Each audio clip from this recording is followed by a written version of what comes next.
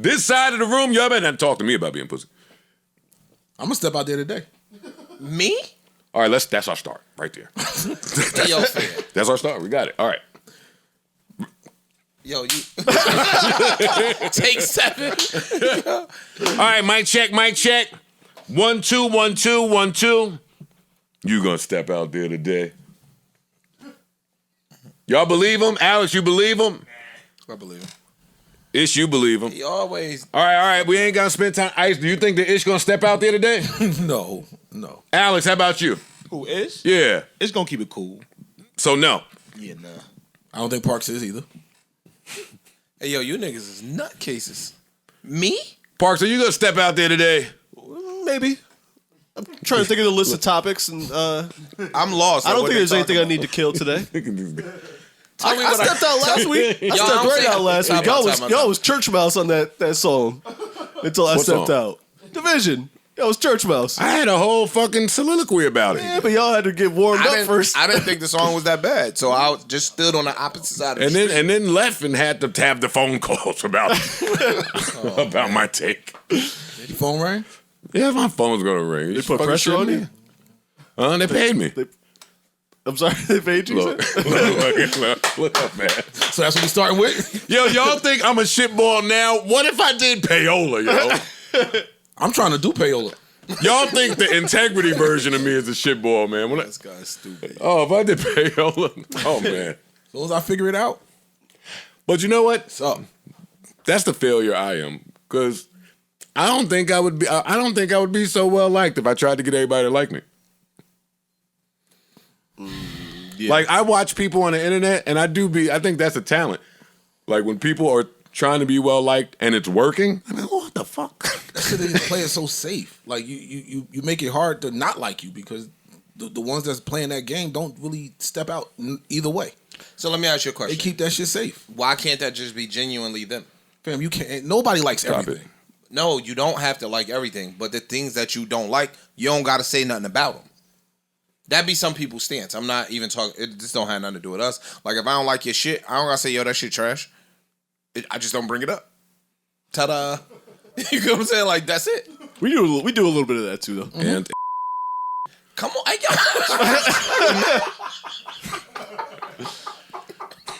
Hey, yo, fam. What, yo, is this, you all right?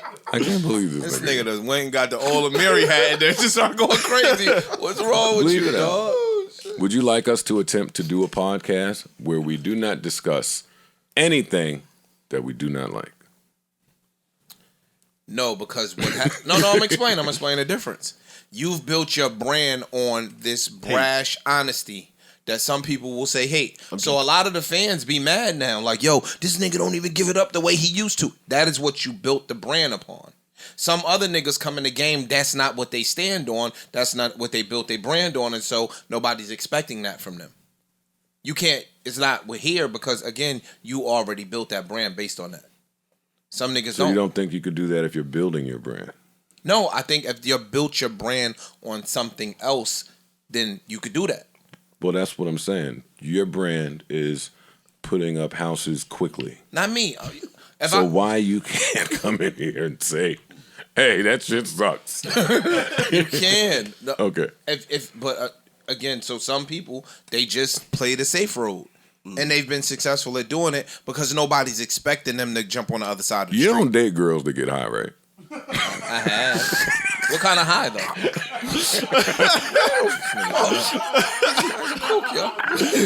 Alex. Alex, you understand? On gay. Niggas a kook, yo. You lost me. Yeah, damn, you. I know. What? Why she can't smoke? She can. I didn't know what type of high he was talking about. Weed high? Yes. Yeah, they can smoke. Yeah, I don't give a fuck. And are you gonna talk? If they smoke? Yeah, while they smoke. I don't know what this nigga talking. Yo, I'm trying to run it through my brain like, where's the Joe saying you gotta blow they high. Oh my God, yo. This nigga is a high killer. He got examples for examples. Oh, the man. fact like the guy. Yo, Let me out the fucking work span. Oh man! All right. Holy shit! Holy shit, yo! There are jabroni shows out there that are ranked higher than us because their people review it more often and more regularly and more recently, and they have new subscribers. And Juan Ep should not be hovering. Listen, I don't care. That's why we haven't mentioned it very much, because we don't look at it very much anymore. But as we make this push, Juan Ep shouldn't be 50th on the podcast. Music fucking podcast. I'm not going to live 49 spots below Joe Budden, okay? I know he's a very compelling guy, but give me a break. What the fuck is Joe saying? It's 49 spots more interesting than what we're doing on Juan Ep. Just because he's yelling louder? Yeah, he's a loud yeller. So hit us up. Subscribe. No, nigga, ain't nobody hitting y'all up. Shut the fuck up. Now. And that's safe, man. Shout out to them, man. That's hate. That was hate. By the way, definitely hate. By the way, that's hate. Now, Be clear. Wait. Hold on for 2 seconds. Audience, listening and viewing. I cannot promise you that there will not be shots fired at some of these fraudulent fucking podcasters. All right? Because I'm with the podcast for once. I keep saying it. That's him. Joe Anthony Budden Jr. Not him. No. Not him. Not him. Clear it the fuck out. It's me. Get your shit off, bro. That's it. Now, Pete. What is Pete doing? Who said that? Pete Rosenberg. Peter Rosenberg. What is Pete doing? I didn't know, no disrespect to him, I didn't know Juan Ep was back. And this ain't about Pete. What has gotten into podcasters? Beef. You know, there's something in the water, something in the air, something going on. Pete said that? You shouldn't be mad about the Apple charts like that. Like, really, yo. You shouldn't be mad about no charts like that. I mean, facts. It's a fucking chart. Yeah. Do what you're doing. If the shit say 50, oh, man, I don't know. I don't even know what to say about it. Shout out to Pete and Safe, man. That was hate, though. Pete, that was hate. That's what I'm saying. That was hate. That's hate. I think men have no idea when they're hating, maybe. Oh, wait. Go. They just gotta. You're contending to hate? Why the fuck are y'all saying shout to them? Oh, y'all didn't say that. I fuck with them. Y'all didn't say that. I told you how I feel. I don't believe in that whole I'm playing cool with you even if we're not cool. Oh, see? I just don't. Back to that. I don't. What do you say? I'm saying shout to them because mine and Cypher's, mine and both of their relationships span, especially Cypher, over 20 years. So, yeah. There is no... Do they know that? Yeah. So therefore, shut your fucking mouth exactly. and don't bring me Act like it. Oh, y'all gotta Act stop. like it. Y'all have to stop. Yeah, this is just podcast beef. Yeah, like, no y'all have to personal stop. shit. It's there. If we cool, Yo, I y'all be cool. understand? I don't understand. I'm don't get introducing a new segment this podcast I don't get called that shit. Monetize This Part. All you niggas out there that take the clips, talk spicy, all you niggas is playing the monetization game. I sit back chilling. And then it's 1 second I get mad and start throwing eggs out the window. These niggas be like, oh shit, Joe going crazy. It's not Joe going crazy. I'm just that nigga. That's it. Pete know that Joe's not just loud. Pete know that. We gotta stop with these narratives, Joe's just loud. No, Joe's a fucking genius, Pete. Say that part. Anyway. I'm shocked that he said that. I am too. I'm not. I think it's kind of funny, though. I think it's hilarious. I think it's pretty funny. It's funny, It's funny, yo. To you. Y'all don't think Pod Wars is funny, huh? No. Y'all remind me of when Stack Bundles used to read the internet comments and want to go shoot the fans. Not the Like fans. that. Not the fans. Other niggas in your... It ain't the fans. It's other niggas that I'm supposed to be cool with. Yeah, that part. That's it. If we cool, nigga, act like we cool. Look, we just had this conversation. It depends. We literally, yo. this is a spin where we talked about, yo, I'm just gonna not say nothing. If I don't like your shit, I'm gonna just shut up. So That's no fun. When niggas start getting punched, that don't be fun. You don't punch someone. What are you over there. talking man. about, Oh, yo? bro, that's crazy, What are y'all man. talking, yo? If y'all don't get this East Orange behavior, the fuck, this ghetto bullshit behavior, Yo, fam. what are y'all talking dog. about? Oh, we'll lose your board seat easy. No, I won't. You go fighting at the fuck. Go keep fighting at the party. No, definitely not. But I'm not gonna be kikiing. That's all. I'm not kikiing. I'm not Joe. kikiing. Yo, If that's what it is. All right, what y'all gonna do when niggas start sending pod shots at y'all? Nothing. Nothing. I'm sure it's happening. Whoa. No, whoa. It depends on who it is. It depends on who it is. That's true. If the wrong nigga send a pod shot and I know you personally, I'm gonna eat your fucking lunch. But if it's a nigga that I don't know you, my nigga. Like you don't exist to me. You running a race against me, and I don't even know you exist. So it's a different response. And these things be compliments, right? Because you don't even do this. It is a backhanded You compliment. don't even do this without people having an audience or it doing something. I'm telling you. Just. I don't care about none of that shit. Yeah. Not just that, yo. You can't. So look, let's just say a nigga take a shot. I know him or I don't know him. Yeah. You can't see me in the club and come up to me and shake my hand.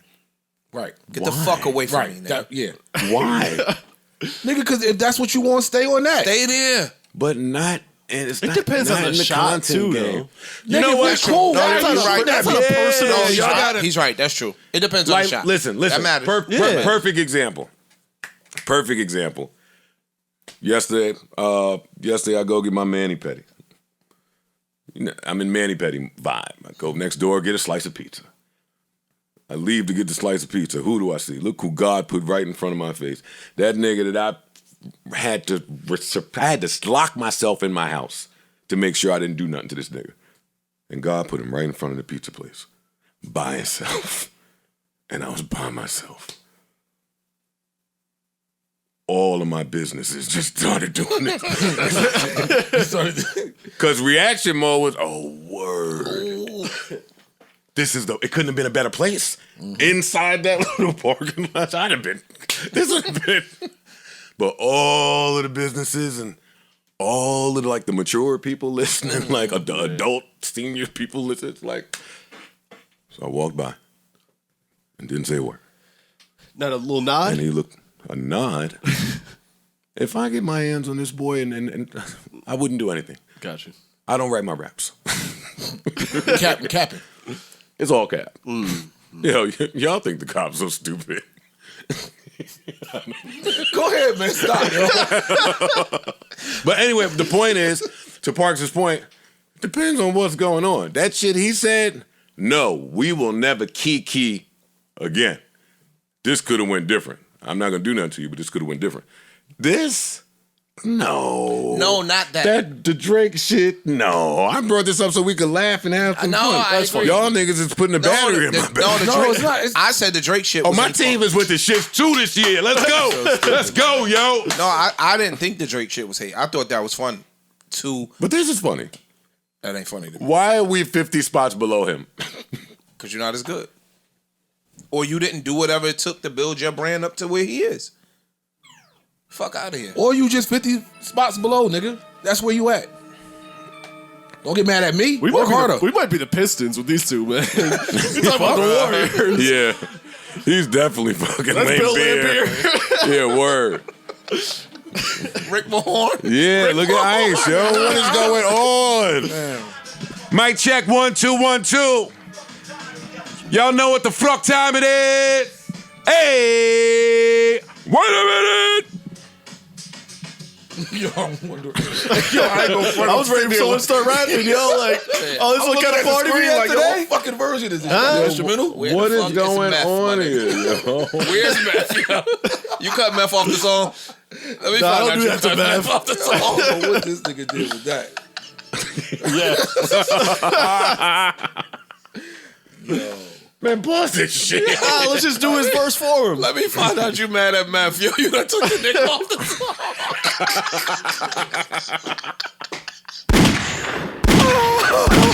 Oh, man. Y'all funny today. Damn, now it's going to look like beef, but No, it ain't. I think there's a mystery.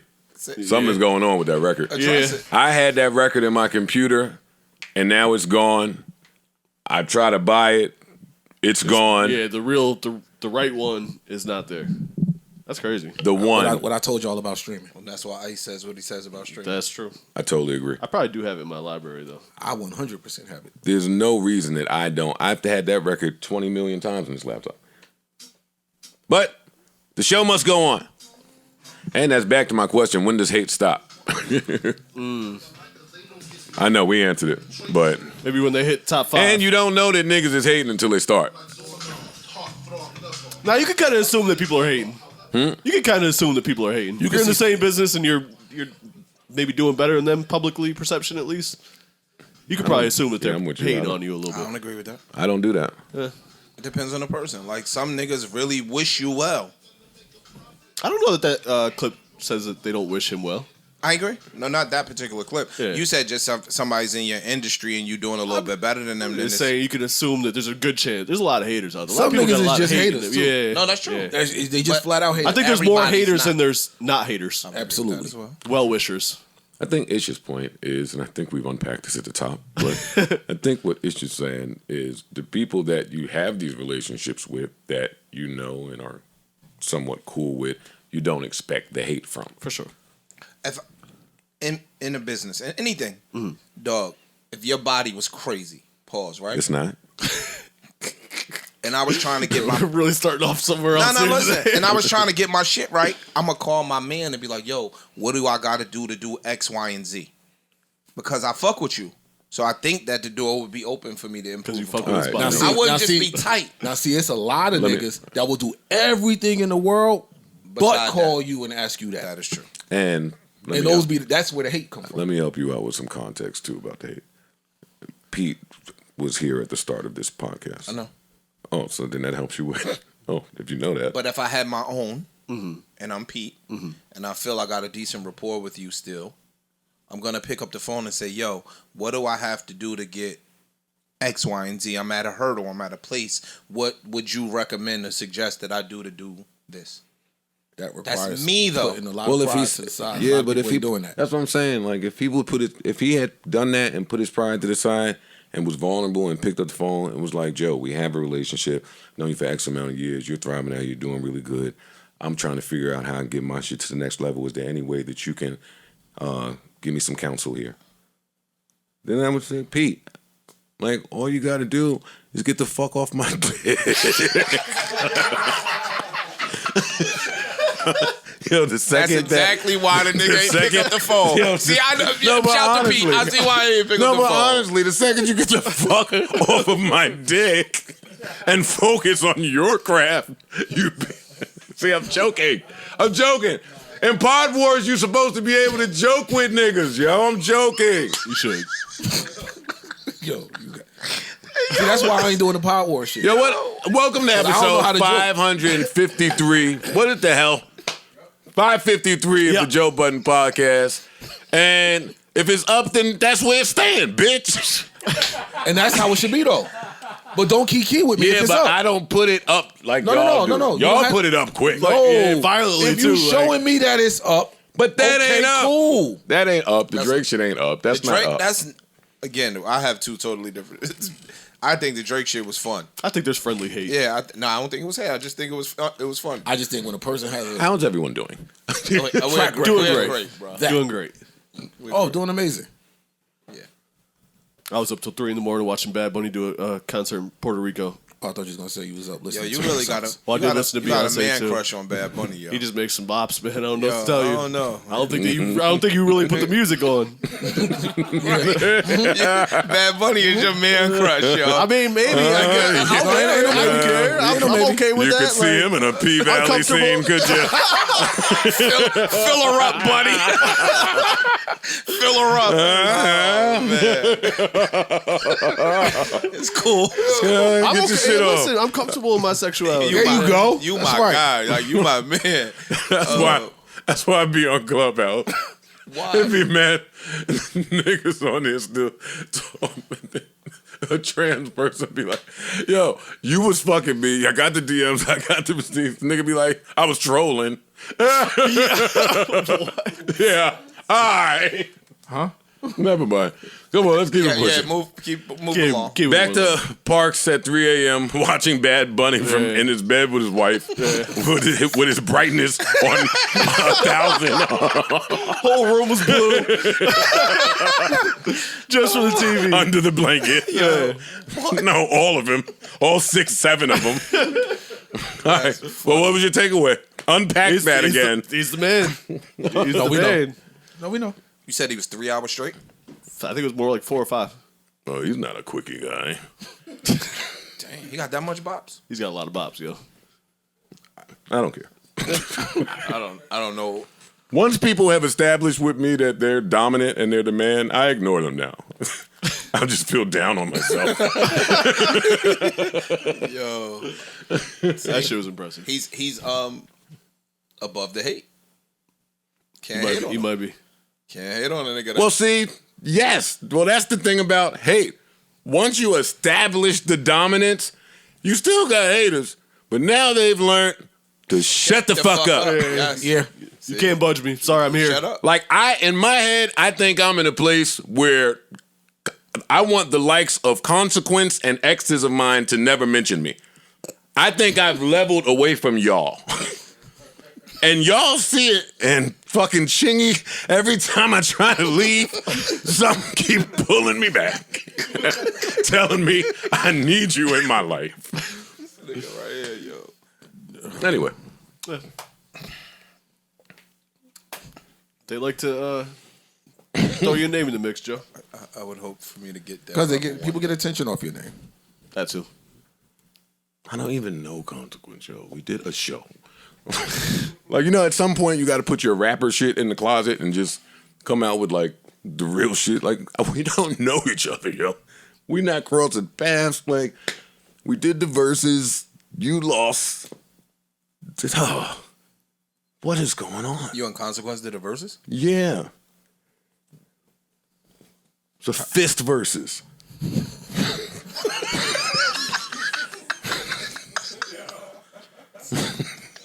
Who could? Nah, chill. Leave that alone, man. Because that nigga went and said I didn't. No, you gonna stop talking about. You think it's gonna stop talking? Because one day I like to play too. Just chill. That's what niggas really don't know about you. I love to play. Who could land the most of these? It was in front of his loved one. It was so bad, she was screaming in agony. Make it stop! I had to press the, all right, man. Let's pump it up off. That's me saying that, not them. Come on, Beyonce came out. Beyonce came out. There we go. Beyonce came out. There we go. Fucking Consequence. Hey. You're good now? Everybody all right? Yes, man, we good. Is the air cleared? See. There's mad clear. I'll get back to lighting his ass up for the rest of this pod at some other time. I got business to tend to. Beyonce. Renaissance, part 1 of 3 is now officially announced, I believe. Or at least, It's out. yeah. The information is out there. She's going to have a 3-pack for us. Came out 2 days early.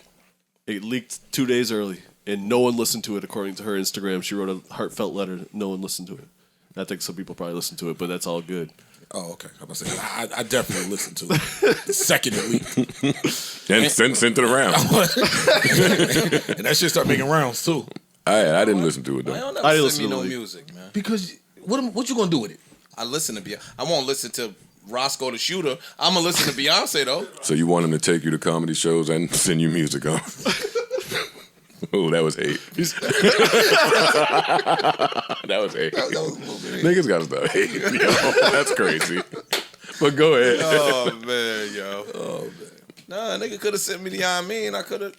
To your Android. That's what I was getting I got to. an iPhone, nigga, and you know the number. Now, what's your point? The one you always lose. Yeah. Could you imagine me sending him like a link to like how I send it to y'all? Yo, fam, what I do with this? You do X, Y, and Z. Nigga. I'm not fam. No, it's out. See, It's out. this is why black people can't get nowhere. You know what I mean? We gonna Ice. help each other. Nah, I was just telling Ice on the way here. My days of showing up for people is almost over. I ain't gonna lie to you. You know how you do 40 years of service and then it's like a retirement or some shit? Yeah. Where the game gives back to you now? I think I'm there in my showing up for people. I'm getting there. These niggas show up with catastrophes. I want you to put it out. In Yeah. last minute emergency. Like, oh yeah, it's your problem now. Here, take your whole day away from you. Fix this problem. Yeah. A lot of that happening. Depends on the person, man.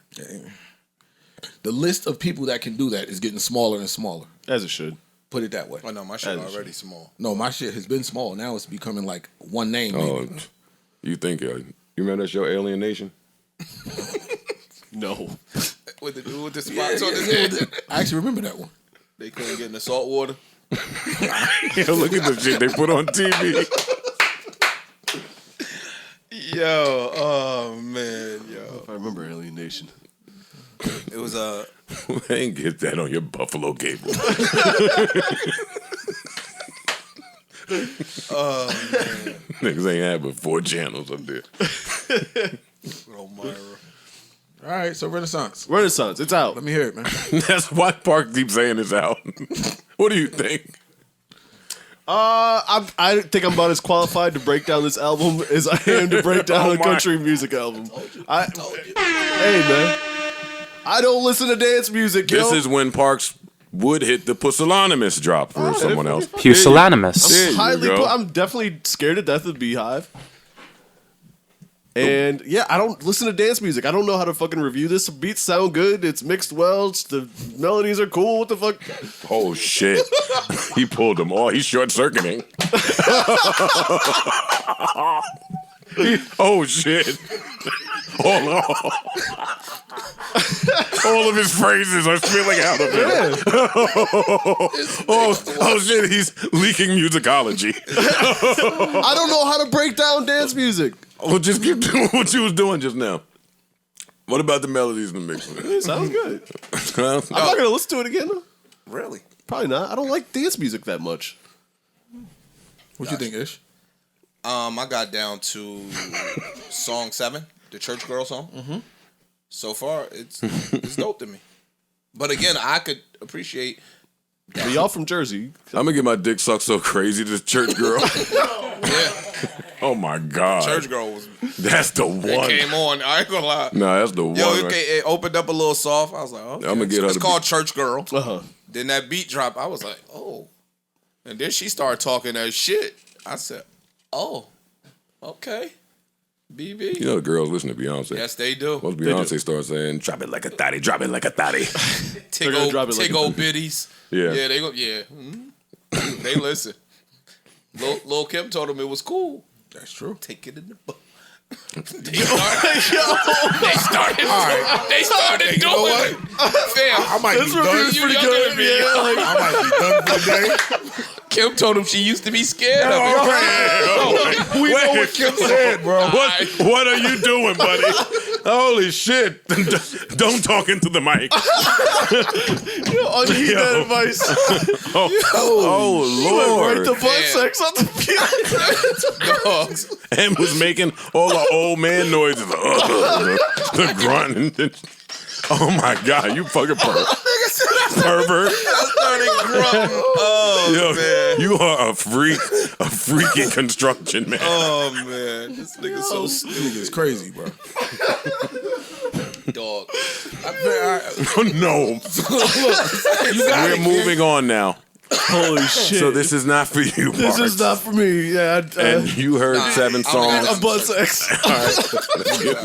Park's not gonna leave that shit alone. Ice. As soon as I put the album in my iTunes, and Are it we said- on shrooms?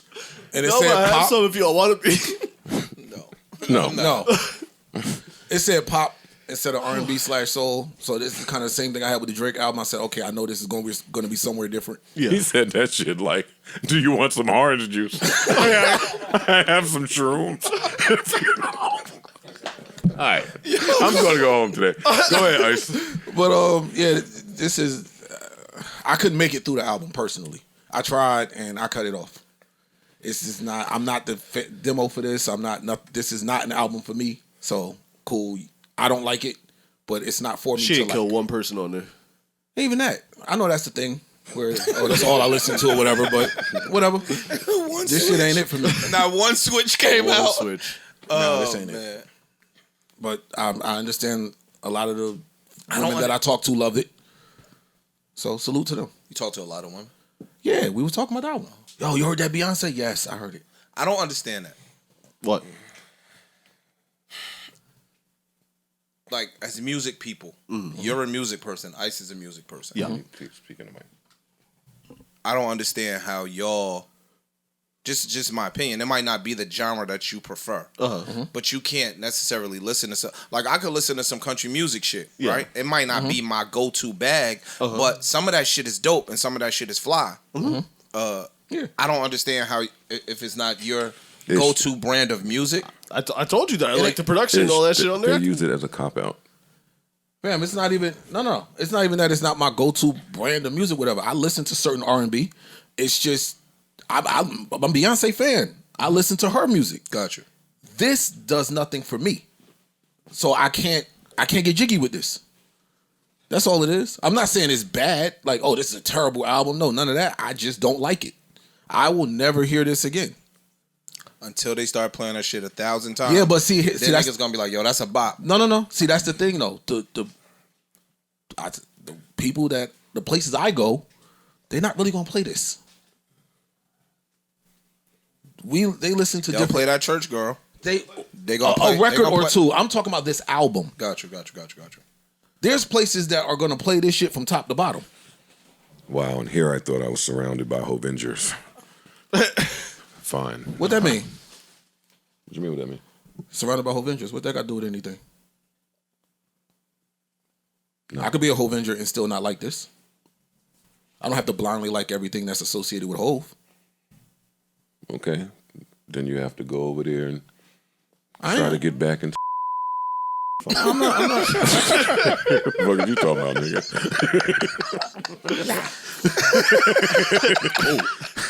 So stupid. I've seen that movie before. You ain't got to roll with nothing somebody said. Oh, man. You can just get the Joe, what'd you think of the album? No, we're going to censor that. Look at you. Want me to get it clapped? I don't want to. You said it. Stamp, Rob. Yo. All right. So all of this is on me. See why it's important for me to listen to these albums. I swore I was going to say, I'll get to this on the weekend. Nah. But then I was like, can we do a pod and not talk about the Beyonce shit? We'd be like, yo, we'll get to that later. And it's like, it's Beyonce. Mm-hmm. So I listened to it. And you're a connoisseur of house music?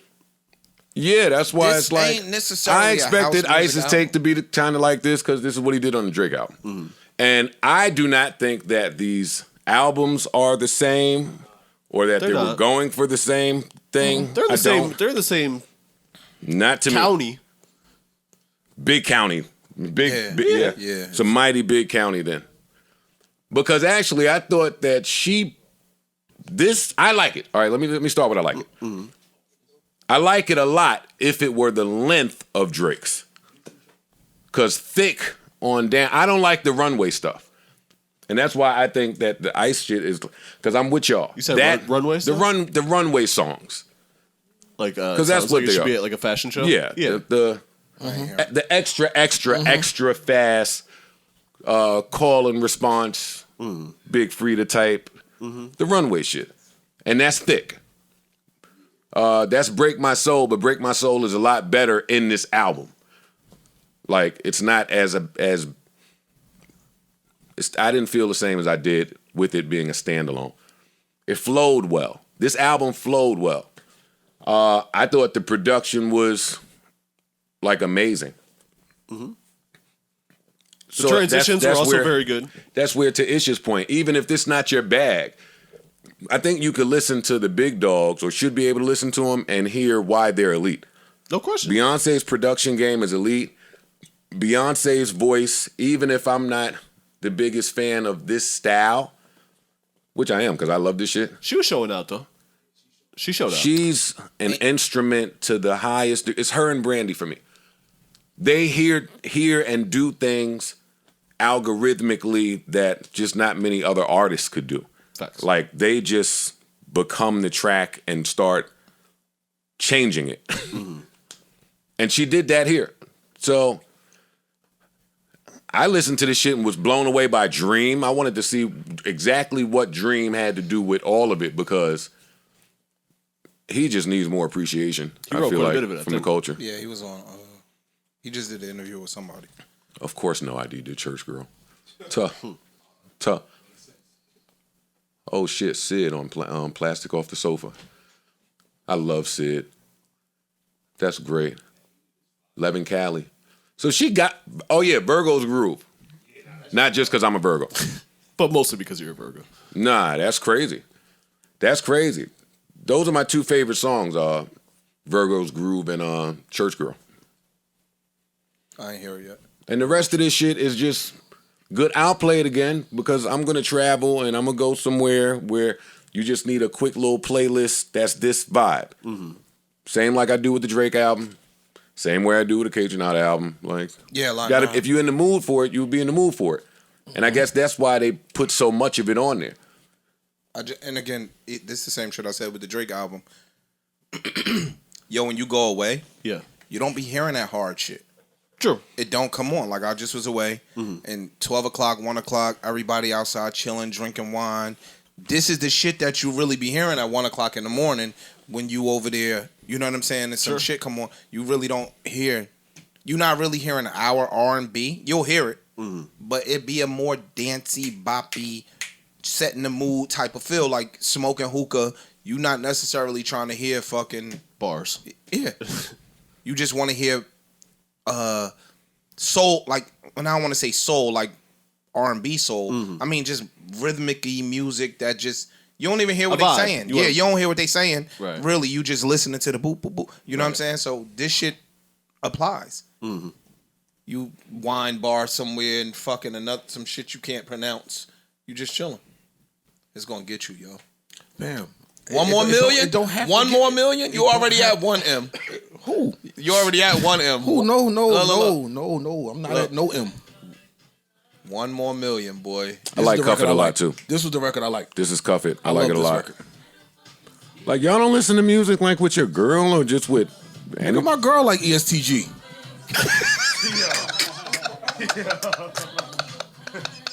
My girl be like, man, put that King Von on. Word. 1 more million, yo. 1 more, I'm telling you. Or I could just be me. I'm going to get you to leave her. I'm going to get you. Yo. Yeah. Oh, that's what I was trying to say too. Unlike the Drake album, I think we all benefited from the change of pace in this album, where every beat was not the same exact BPM I think as a lot the beat of that before was her vocal performance too, though. She did a lot more diversity in the way that she sang. She rapped more. She hit different octaves. She did more vocally than Drake did. Drake kind of kept a very monotone. Or flat kind of vocal style. That's another amazing independent point. But That's true. I'm saying just the speed of the metronome. On Drake shit, exactly the same all the way through. This, the pace changed. But now maybe that's because of her she was acrobatics. Yeah, that's true. But she's one of the greatest. So she's like a robot. Yeah. She's a robot. It would have to be I can't imagine how much of a delight it would be to work with her. Somebody where there's no wall anywhere to anything you need to do in the booth as a female vocalist. Rap, sing, change the pitch, this cadence, say it with this accent. Fucking do, like, she's like a ghost. Like, and she did that over these beats. That's impressive. It is. That's impressive, yo. I'm not talking about how you feel about the music. Maybe I'm talking about some geeky shit now. Her performance, separate from this album, is she did that shit. I don't know none of that music-y shit y'all be talking about. But I can definitely hear the production here is different than these other motherfuckers. This some money. Oh, yeah. I think this must be what money does. Yeah. It's different money. You could damn near hear every snap. Pap, pap. It's clear. Ain't no drink. This ain't Dolby Digital. Yeah. This ain't that Dolby. Nah, that's some other shit. Yeah. Again, when that Church Girl shit, because that's the last song I heard before I came in. Yeah. It started off on that slow shit, and then when that beat dropped, I was like, yikes. It sounded like the niggas was in the back seat playing the drums. Like, that shit was crazy. Yeah, no, it's an expensive album. And she's a brilliant performer, so she can get all the people that she wants. That she needs. And she's credited as a producer on the whole album too. So props to her. Dope. No question.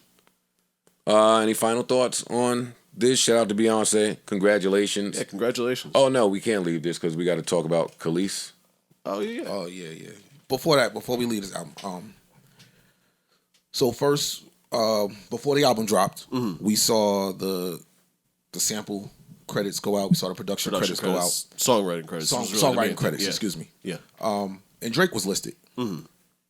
Now I know that means in order to get whatever she sampled from him cleared, probably had to hear that or something. Probably so. Do y'all think he heard that and said, "Oh shit, this was she coming with," and then that pushed him to push this album to make this album that he made? I don't know if it would just be that sample. I'm sure that he probably has some insight to what's going on beyond a sample clearance. I don't think that this was a deliberate effort from him to say, yo, I want this type of sound because she's doing that type of sound. I just think that his life has him creating that type of music because that's what he's around. You know what I'm saying? Like, I don't think that they bit off each other, but I certainly could see him having a dance album ready and then getting wind that she's coming with a dance album and him saying, you know what, let's get this out. She kind of secretive though, yo. She kind of secretive about her shit. But I mean, he is Drake, so he might be. His sounded rushed. This sounds like it should have took a few years. Yeah. The nigga just was in Saint Tropez teasing Joe. The songs that they playing in them fucking brunches over there is in line with the shit that he made. No question. And Pump It Up. That too, fan. Oh, He gonna get you one in the deluxe and sample Pump It Up and make it a house record. Great. he gonna pay you? Yeah. There you go. Pump. Pump all you want. Pump away, pause.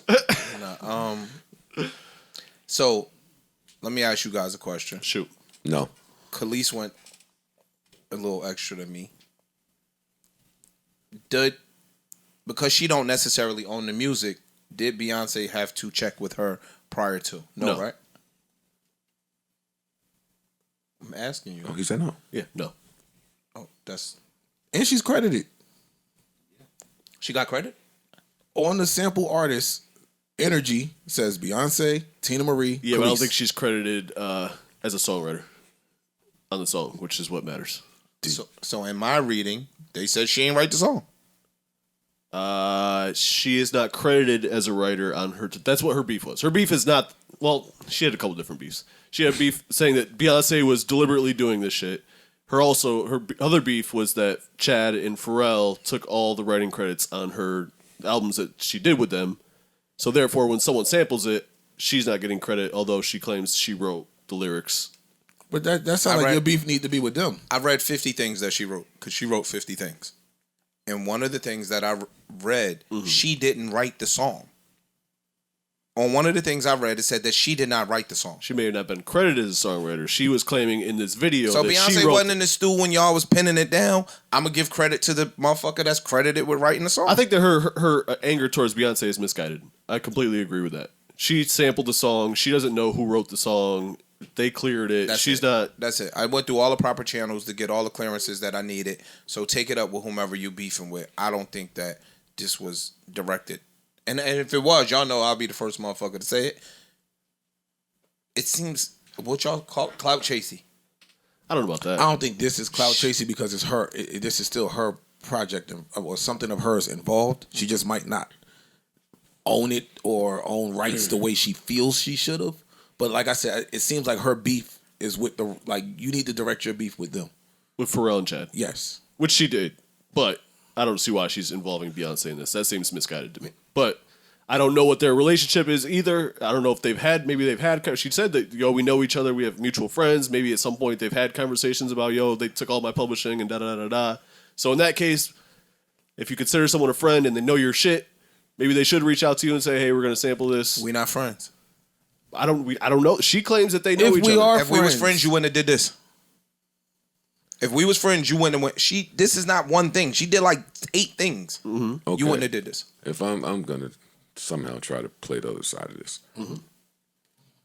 If I'm Kelis or if I'm anybody, and I wrote mad hits in my heyday, and my pub was stolen from me because of a contract, blah, blah, blah, blah, blah. Mm-hmm. And then 20 years later, 25 years later, the biggest artist arguably on the planet samples that. Mm-hmm. And I'm now instantly reminded of what happened Mm-hmm. and all that I'm losing out on. And I'm looking at my name in the credits. I'm spazzing on everybody. Right, wrong, or indifferent. Everybody involved is getting bullets from me. You could do that. Okay. But what you said was right, wrong, or indifferent. Mm-hmm. So just because you spaz, that don't make it right. Oh, I'm not. Oh, yeah, I'm not here to speak to that. I'm not the judge or jury here. That's her But right. I can understand someone having the a clip, day yeah. of it. Especially, I've heard a few times that Kelis can have a day. Oh, yeah, I heard that too. So if that was the day, I'm not saying it's right, but I understand the emotion behind it. Because you're right, she went on. It wasn't just Beyonce. Yeah, she just went for like a long time. And Kelis, this is one of those stories. Listen, the industry has so many stories. And she was throwing shots. This is one of those stories that And other people too. we'll never know about because we never really knew about. Like, we never really knew about it. Like what Kelis came out, it was the Neptunes, shit popped off, shit was. But you're right, all that shit she said about being the blueprint and just legendary and iconic, and my work being all those things are true. But I don't really remember what went on back then. That was before my time. I was still working at the Wiz. You were not. Yes, I was when Kelis first came out. Yeah, Milkshake was 99, maybe. Like 2000? Milkshake. I'm talking about when I Hate You So Much right now. Oh, yeah, maybe. When did that song come out? 90 what? Probably 99, maybe. But Milkshake and all that. Well, Milkshake is later. That's a later hit. 99. What? I hate you I so hate much. you so much. Yeah, 99. I'm Yeah, 19 that's what years I old. said. I'm at the Wiz. Damn. I dropped in 03. I was before my time. Yeah, Milkshake was 03. Yeah. I hadn't even never stepped foot in a label I in worked in 99. the city when Milkshake came out. I was corporate. But I just think that because she said other shit like, yo, she stolen my shit before. You know what I'm saying? Like, we ain't friends. When you start saying certain shit like that, we not friends.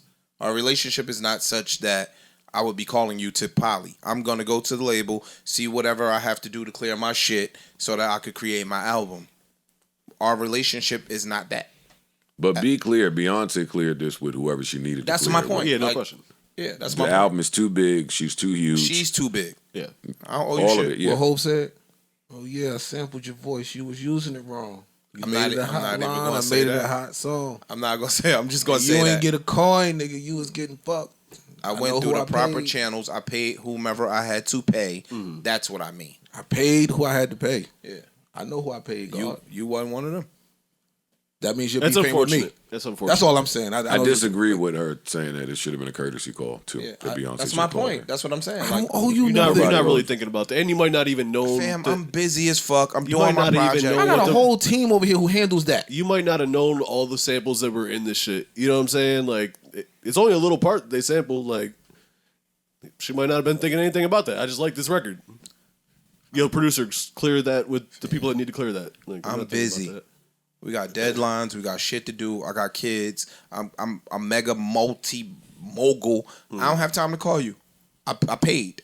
So if you didn't get paid from my money, I don't have nothing to do with that. That's your business. I paid. I'm on to my next song.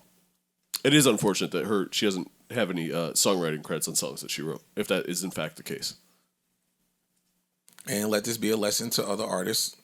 Watch. You see what happens when you're not on top of you. Not saying she wasn't on top of her business, but for newer artists, you have to look at things like this to make sure that you're protecting yourself down. She wasn't. But I'm just saying, for newer artists, these are the stories. You know, we go back and watch Cadillac Records and all these movies and see people getting screwed. This is happening in real time. So now, for a newer artist, you pay attention to this type of thing so you don't make this mistake. That's true. Newer artists. Yeah. I mean, I hate. These new artists coming into the game every day signing away their stuff. This is this is the other end of it. So you watch this happen and you should kind of be mindful of that. Know what you're signing away. You trying to trigger me. You trying to trigger me because of that GZESTG talk? I'm really not. It's a good way to try to deflect. I wasn't trying to trigger you at all. No, I'm really. Well, it not. is easy. These artists are signing these fucking deals today, most of them, because they just want to sign the deal. Correct. Information is out now. That's what I'm saying. Now That's you're why I'm seeing getting this mad happen at right Ice. now. No, but Joe. Niggas back then, you had to learn what the word publishing meant. Yeah. And So then do when you not understand what I'm saying then? You not understand what I'm saying. I understand exactly what you're saying. I understand. I'm responding to what you're saying. Yeah. It's a confusing business. So it's very easy to just try to get on basically by any means necessary. Correct. And I'm in support of that. I'm in support of what you're saying. But Today, It sounds better than actual practice. no, but today, ignorance is not an excuse. That's all I was trying to say. Today we see this. True. Like you said, you didn't know what publishing was back then. You didn't know what you were signing in. We've seen right in front of our face too many examples of this, of what happens 20 years later. Mm-hmm. So now if you're signing a deal today, you might have more questions than you would have had 20 years ago. That's all. You might still sign that bad deal, but it's so much shit happening right in front of you that's on the big screen right in your phone that you should have some more information to go into artists that deal have with. this thing with them that says, no, that happened to you. That too. It won't happen to me. This person fucks with me. He's not gonna do me like that. People have that. Yeah. Yep. People have that. Oh, yo, he That's cheated. true. He beat her up. He cheated on all of them. She cheated on all of them.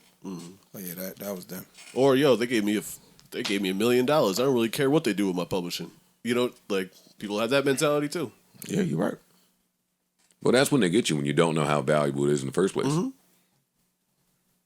Because why would I not take that $1 million? Right. I have no idea that there's 20 million in this song. Or potential to see. I think with the 20 million in the song. What's in the album? potential. If the album sells. If that's the big part. And it ain't a if because they know what it's going to sell before it comes out. That's true. But Insider trading. But the artists don't. You get what I'm saying? Like the artists don't. And they'll pitch it to you like, yo, we don't know what you're going to do. That's We're 'cause we don't know the invested question. in you. If we knew the right questions to ask, we would, at the time, I'm saying, then we would be able to connect those dots. Oh, y'all are banking pretty heavy on me.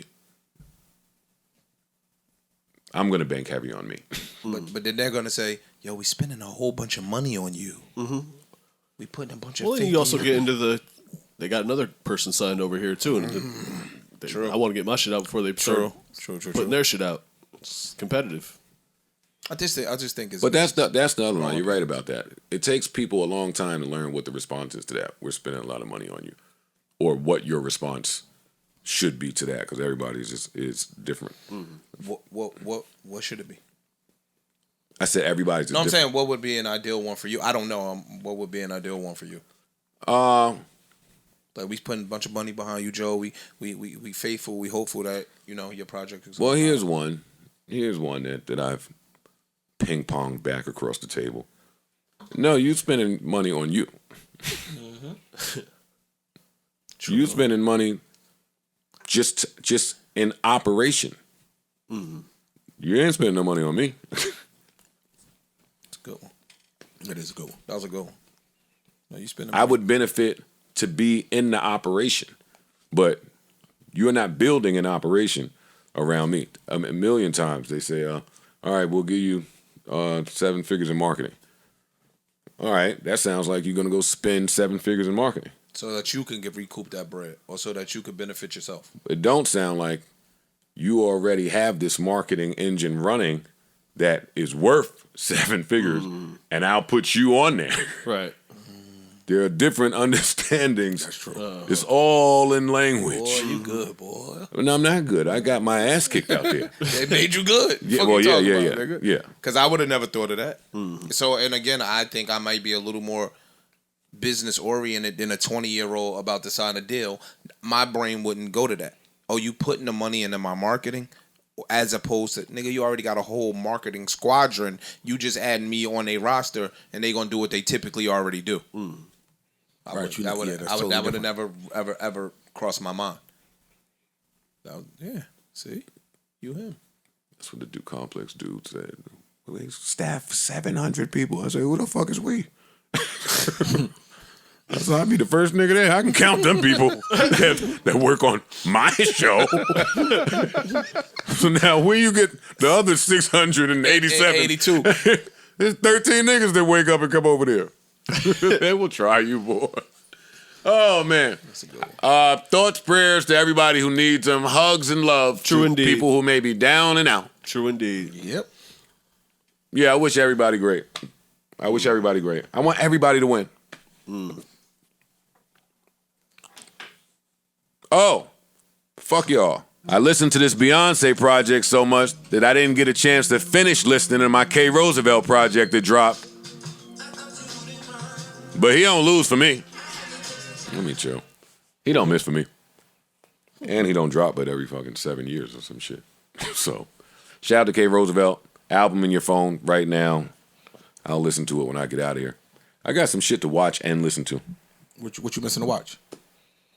Don't say Ozark, yo. No, I started this I do this thing where I watch the different networks, their collection, their series they'll roll out of 10 historic crimes. And this one on HBO is Rich and Shameless that I'm watching. So right before I left the house, episode 10 I think was about Bison Dele, a.k.a. Brian Williams. That's a crazy story. And I forgot. That's a crazy story. I know, but I forgot. But how they unpacking it in this show, I'm rushing to get back to that. I watched the one they did about the Girls Gone Wild dude, Joe Francis. How they rolled it out. It's HBO. Yeah, they're great. It's HBO. What do I need to tell y'all? He was bugging Joe Francis from Girls Gone Wild. TNT.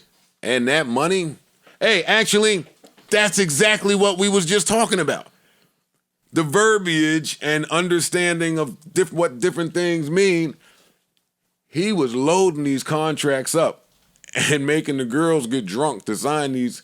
They were signing on-air waiver. They were signing mad shit while they were drunk. Really? Signing it all away. Yeah, they were signing. Yeah, they were signing everything. He was putting girls that just had a night out in the club, having a good time. He was putting them on the cover of a box set that was selling. He sold crazy. He said they said in year 2, he was up to $100 million. He was 12. In year 3, it was something like $300 million, and they were spending like $92 million on marketing. I remember that. He had private His jets and all return. that shit. Yeah, He was getting to it. That shit was like a check that out phenomenon. if you haven't seen it. The Joe Francis story about Girls Gone Wild. Yeah, I want to watch the Bison Dele one. Yeah, I remember that story. That I'm was rushing crazy. to get back to that. Yeah, I remember that.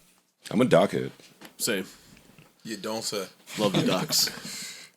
All of the docs. Every now and then a good doc, but I can't. I'm not just watching docs. I watch need a all the balance. docs. I don't want to see these crazy ass people. Shit starts inspiring me to start creating a fake hedge fund or some shit. I'm good. Bro, that's how I felt watching The Boys. Like, I think I might really be a supervillain on the low. You want to fly? Nah, not fly. I just wanted to fuck shit up. Joe Francis raped a girl, did 279 days in jail. Then he did some other egregious bullshit, did 2 weeks in jail. He got found guilty. Then he did. He just went in and out of jail, man, like in and out. The final time, they sentenced him to a year, but he had time served from over there, so he got out. But his wife had already left with his 2 kids, hiding somewhere from him. He had lost all his money. He was hemorrhaging. He was hemorrhaging in 2013. 2009 is when they said the decline started with Girls Gone Wild. DVD. Watch it, because don't get this from my memory. Watch it. Yeah, Docked out. All right. Mic check. Even though we've been here for an hour being silly, maybe it's secondhand mushrooms. He has mushrooms around here somewhere. Yeah, Microdosing? Mike. You're grown folk. yeah. A macro dose. Mushrooms in the grinder. Life changing. You could do that? Yeah. You good? I don't know nothing. I heard. Look, I'm taking y'all word. Allegedly. Allegedly. I heard. I don't know. You I gotta do heard. the finger air quotes, man. Allegedly. All right. Jimmy Butler has dreads. Ice is back. Jimmy Butler of the Miami Heat, a basketball player, for the people who don't know, who does not have enough hair for his hair to be locked up this way. And That's hate. No, it's not. Yes, it is. Nah, it might be hate. That's hate. A little bit of hate. That ain't hate. That's hate, my nigga. I'm explaining to the people that don't know why this is funny. I don't see why it's funny. Jimmy Butler's team also went to the Eastern Conference Finals, so we saw him a month ago. Yeah. And now his hair is down to his back. While I love when the baddies go do it, didn't quite have the same effect with Jimmy Morant doing it. Hey, yo. He did like a kind of a rollout for it too. He showed you the process. Now, I think it looks great. And I trust the process. I do think it looks good. But the thing about hair tells a story. Oh, they about to say I'm pandering to hairstylists. Hair tells a story. So when people have locks, they telling you a story. So is You can't just put these locks on a month later and it's just like for fashion. It's like what the white people do with Hey, locks. fam. Like A lot of people do that with locks. That is telling a story. What's- 2, a lot of motherfuckers doing the exact same shit. but that's what I'm saying. It's not the exact same shit. This the That's difference. all I'm saying. Just the difference. One, what he did is not locks. So when niggas be doing the lock shit, you right. What did he do? Those is braids. No. No, those are are locks. locks. Those Extensions. are faux locks. That shit when he coming off the plane, those are braids. No, you get your locks braided together. See? You're wrong. But okay, that's right there. Not that. The shit where you can see the lines in the head, those are box braids. They just long. When your hair lock up, you don't see the individual braids. They twist your hair together and it becomes one, and that's dreadlocks. That's because he doesn't have locks. I just said that. That's what I said. His hair's not. That's braids. The shit. It's braids with extensions. y'all doing locked that in. shit again. Okay, we ain't gonna. Yeah, all right. People go are ahead. listening to us. I've seen this Argue happen. both sides if that's what's happening. If I'm we don't just telling know. you, I've seen this happen. So I'm telling you how it starts off one way, and then they add the lock extension to it. These are faux locks though. Oh, if I had that Willow Smith song in my Serato. But you whip your hair back and forth. Yeah. I'm just mad he didn't put the order link up there. That's what I was looking for. I went searching for People it. want him to go take this back to wherever he got it from. No, I want him to show you me where want he him got it from. to So I put could you go get on. it. Yeah, I need to be put on. Because you want locks. Yes. I can't picture it. Ice, why do you... Ice. Yo, you don't always have to be such a coon. Hey, yo, okay. Fam, I've had them before and I want them again. You've had what before? I've had locks before. And what happened? You got locked out? What the fuck you talking about? You don't have nothing for the lock to grab. I'm gonna buy that. If I got money, I could get it. Hey, yo, they gonna glue some hair to this nigga's scalp. Ice, now that people know that's what you want to do, you're not going to get money, yo. Fam, if that's bad, y'all really don't need to know what I want to do. Or no girls. No. Fam, if they know you gonna glue some hair to your head, locky, Damn. you got it. Okay. Yeah. You get the little implants. They put your butt hair in your head. Whoa. Excuse me? Whoa. The Excuse me? transplant shit. That's what they do. They take hair from other parts of your body and put it in your head. Why do you know that? Maybe this is all butt hair. Yo, you have a kinky friend group. Yeah, you do, yo. You do, yo. Yeah. It's another side to you that. I mean, I know He that trying to because let it Michael out. Paul explained it to me. See, there you go. But you are kinky. Oh man, that is. All I want out of this is a Milli Vanilli reactionary television show where they just watch the current news cycle and react. Yo, they said They got killed for a lot of They shit. said, yo, he focused on the wrong max extension. That's funny. Oh man, yo. Jimmy Butler's paid. That shit look dope. He is. It don't look that bad to me. Wait until I find the order link.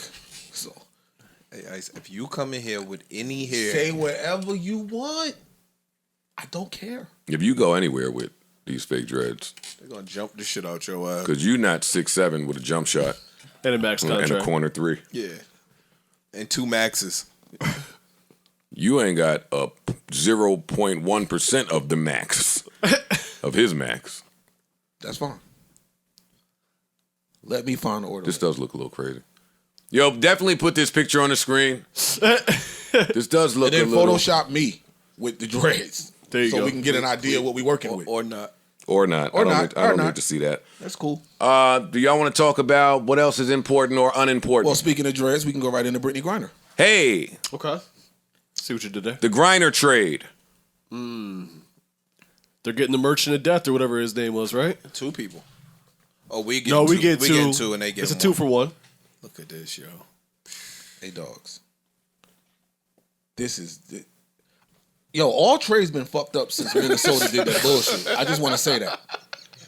All trades.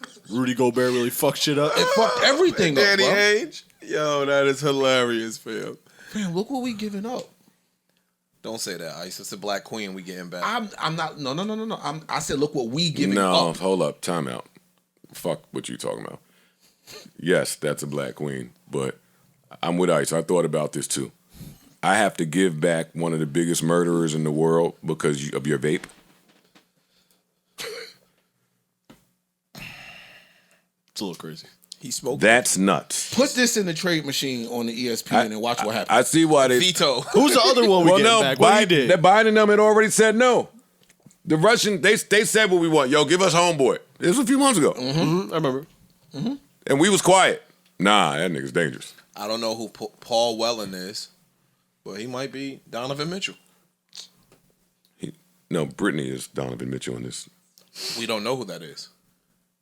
Security. Whoever he look, is, Look. Yeah, see? Paul Nicholas Whelan is a Canadian with U.S., British, and Irish citizenship. Oh, this nigga's on the blacklist. Exactly. He was arrested in Russia on December 28th, 2018 and accused of spying. Oh, he was spying. See? On June 15th, 2020, he received a 16-year prison sentence with the possibility of time in a labor camp. He's described as a corporate security director. Yeah. Oh, yeah, you got to give us him, too. Yeah, exactly. That's Donovan Mitchell. We need some more. We need more. You don't know what this nigga Whelan is. You know what time Whelan it is. might, yeah, exactly. You know what time it is with him. Whelan is one of them. I just read enough. Yeah, that's all you had to read. Yo, he What got. Biden want to say is get Brittany out of this deal. Give me, yeah, basically. It looks good. It's good optics. Give us Paul. Paul is one of them. The nigga got citizenship in 3 countries. Biden so mad. This nigga Paul been sitting for 16 years, and you want to bring a vape? You know. Now they got to throw in the teacher that got caught with the weed over there now too. Just a little something extra. Yeah. We're giving you the Merchant of Death, yo. Yes. I want the teacher too. I want the teacher too, man. You got to come back. I do. I want the teacher too. AIK. Man, Paul might give be me one my of them. uncles and cousins. From Rikers. Yeah. If I don't know no Paul, none of these motherfuckers. I know Shawnee from 14th Street. You like Yeah. that? Yeah. Nah, what? We need Danny Ainge on the phone to negotiate this trade. And I do want Brittany to come home. So I hope that y'all don't chop and misconstrue what I'm saying. They will. Yeah. Fuck them, man. They can't do shit with me. Okay. The Merchant of Murder? Merchant of Death. I would have a long talk with my constituents if I had to give back the Merchant of Murder. Because he sounded like he was a thorn in someone's ass. Fam, not just murder. The Merchant of Death. Yeah. That's a little worse. Yeah, it's a little worse. I need more. Nah, man. But Y'all can keep Paul and Brittany. I'm trying not to. At least a little longer than a month or 2. Merchant of Death, dude. Paul been over there for a minute. The Merchant of Death. No, he wasn't. Who? How long Paul been over there? Since 18? That's a minute. And was going to sit for 16 years. What do you mean? On He was arrested. he was arrested on December 18. Okay, no, I saw the June 15, She just got arrested. They keep putting out these. It's been 500 days. Man, Paul is like, yo, this bitch. Paul is like, you got to be shitting me. Or actually, he's really happy that she did that. Yeah, That's- now I finally got my Because ticket. now we in He's really happy negotiation. that she did that. Yeah, now we in negotiation. Yeah, But but we've got to get that teacher too. the Though. Merchant of Death is in his cell designing deaths now. Like, Oh, yeah. You know how niggas got plans when they get home? Oh, I'm gonna kill him. yeah. Oh, I'm been His wanting to his kill first him. day out gonna be fire. Yo, dogs. Think about that. So now you can't be mad at Ice for wanting Pooh Shiesty. And Mozzie. Who's Shiesty ain't got no jump shot. He might. He can't dunk. He got a shot. I bet he do. I bet he do. Look at this. Yo, look at that nigga, man. You see that? Who? Nigga? Him. Oh, How he got RT jail pictures? Yeah. Hey, yo, fam, that nigga looks like he will. He look like he gonna kill you as soon as you open his gate. Word. Yeah. Yo, I've been what you? You right. Let me see your badge number. You open was talking it. shit. No. No, you open. It's gonna take a lot of them. It's gonna take a lot of them to get him out of there. Word. I'll tell you that one. Styles P just did a video not too long ago saying he wants more of the people from the town to apply to be police. Mm-hmm. Right? Mm-hmm. And I totally agree with that for different reasons, probably. These cops so out of shape. These cops. I seen a video yesterday. This little crazy nigga was running around Midtown just assaulting people. And this RoboCop-looking Asian dude just hemmed him up, put him down on the ground, and just kept him there until the cops came. When the cops came, it took like 7 of them To get him when to restrain the one dude. He realized the struggle they were having and still stayed there until they could subdue the guy. And then he got up and wiped himself off, looked like he was headed to Starbucks. The Asian dude wasn't the police. No. This is a pedestrian. It was just Jet Li walking down the street. Yeah, that's just, nah, he was big. Oh, nah, when he got up, I was like, oh, that is the wrong guy, wrong good Samaritan to have around while you're trying to commit a crime. But the cops talking about, yo, you all right? No, you all right? No, are y'all all right? I'm straight. I'm going to get a Frappuccino. What are you doing? All right, Merchant, come on. He about to kill me just looking at this. Yeah, word. Yo, get him off my screen, yo. I don't like that. On him. Because that looked like that looked like he should be in Face Off. It looked like we need like Nicolas Cage to beat him. And why is Aaron Rodgers coming to training camp like Nicolas Cage? I don't know. I was just going to throw that in there, but Wait. What happened? What are you talking about? he reenacted the face-off scene. He came in with the beater on and the duffel bag, and then threw it to the ground. And you know Aaron Rodgers is cryptic, so why did he do that? Face Off. That's his way of telling us that he ain't got no receivers. I don't know these niggas' faces. Let me let him know I'm the sheriff around here. Yo, you just got money. You can just do what the fuck you want to do. Look at Aaron Rodgers. Man. Look at this guy. I think just having fun with y'all, man. Oh, man. Nah, that's dope. Yeah, I'm rolling. Anything is dope when you $70 million a year. Yeah, right. He does look a little bit too much like Nicolas Cage. I don't know if that's something you should go dog, for. That shit like, look a little scary. I ain't gonna hold you. He planned that. That nigga's in a Halloween contest or something. White people hid Nicolas Cage in Katy, Texas. We ain't seen this nigga since. he only did 70,000 movies. Like, and ain't not none in the last 10 years. That's a good question. Now you got me thinking. I'm trying to tell you. Oh, he did a few movies? He did a lot of movies. I see him when no new ones. On the indie joints? Who he pissed off, yo? Somebody. He pissed somebody off. Let me stop. Nicolas Cage is a sweetheart. All right, Meek Mill. One day we will not have to cover hip hop. I'm almost there with I'm you. ending this podcast soon, actually. I'm not doing I this don't shit. want to talk hip hop. I'm sick of this shit. I'm getting to the point where I just don't want to talk about rap. I'm gonna try to pivot. What you gonna do? That's the first step. Then I don't want to talk no more. I'm finished. What you gonna do? But same thing I always have done. Find something to do. Got you. Get the fuck out of here. Stupid. You ain't putting fucking down on me. What you gonna do? I did that. I'll go, You might have I'm already gonna drive Mr. Softy around. Or I could live off my other jobs, you know. Look.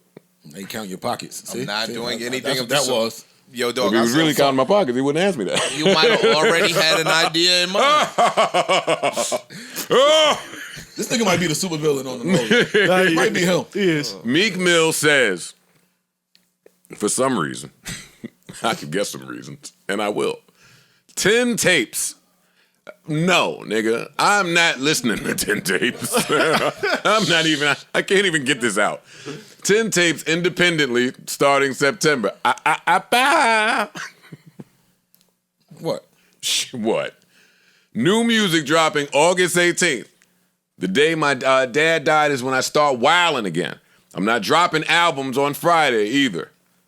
Gentlemen, What do you guys take from this? I actually like this personally. He's been saying for a minute that he hasn't been able to drop the way he wants to drop. That's been a thing. He's been complaining about lack of support. It's almost seemed like I'm going the fully independent route. I remember, I think it was Rowdy or somebody was saying, yo, I can't drop what I want. This was last year sometime. And Meek said, he replied to him and said, yo, start dropping mixtapes. So it seemed like this has kind of been his plan to where now I could get my music out the way I want to get my music out. He said, I'm leaving Rock Nation as management. I'm taking charge of my own shit. I'm taking a risk on myself. In a follow-up tweet, he said, yo, all y'all brands that I'm involved with, come take this chance with me. Partner up with me to put these tapes out. So I like it.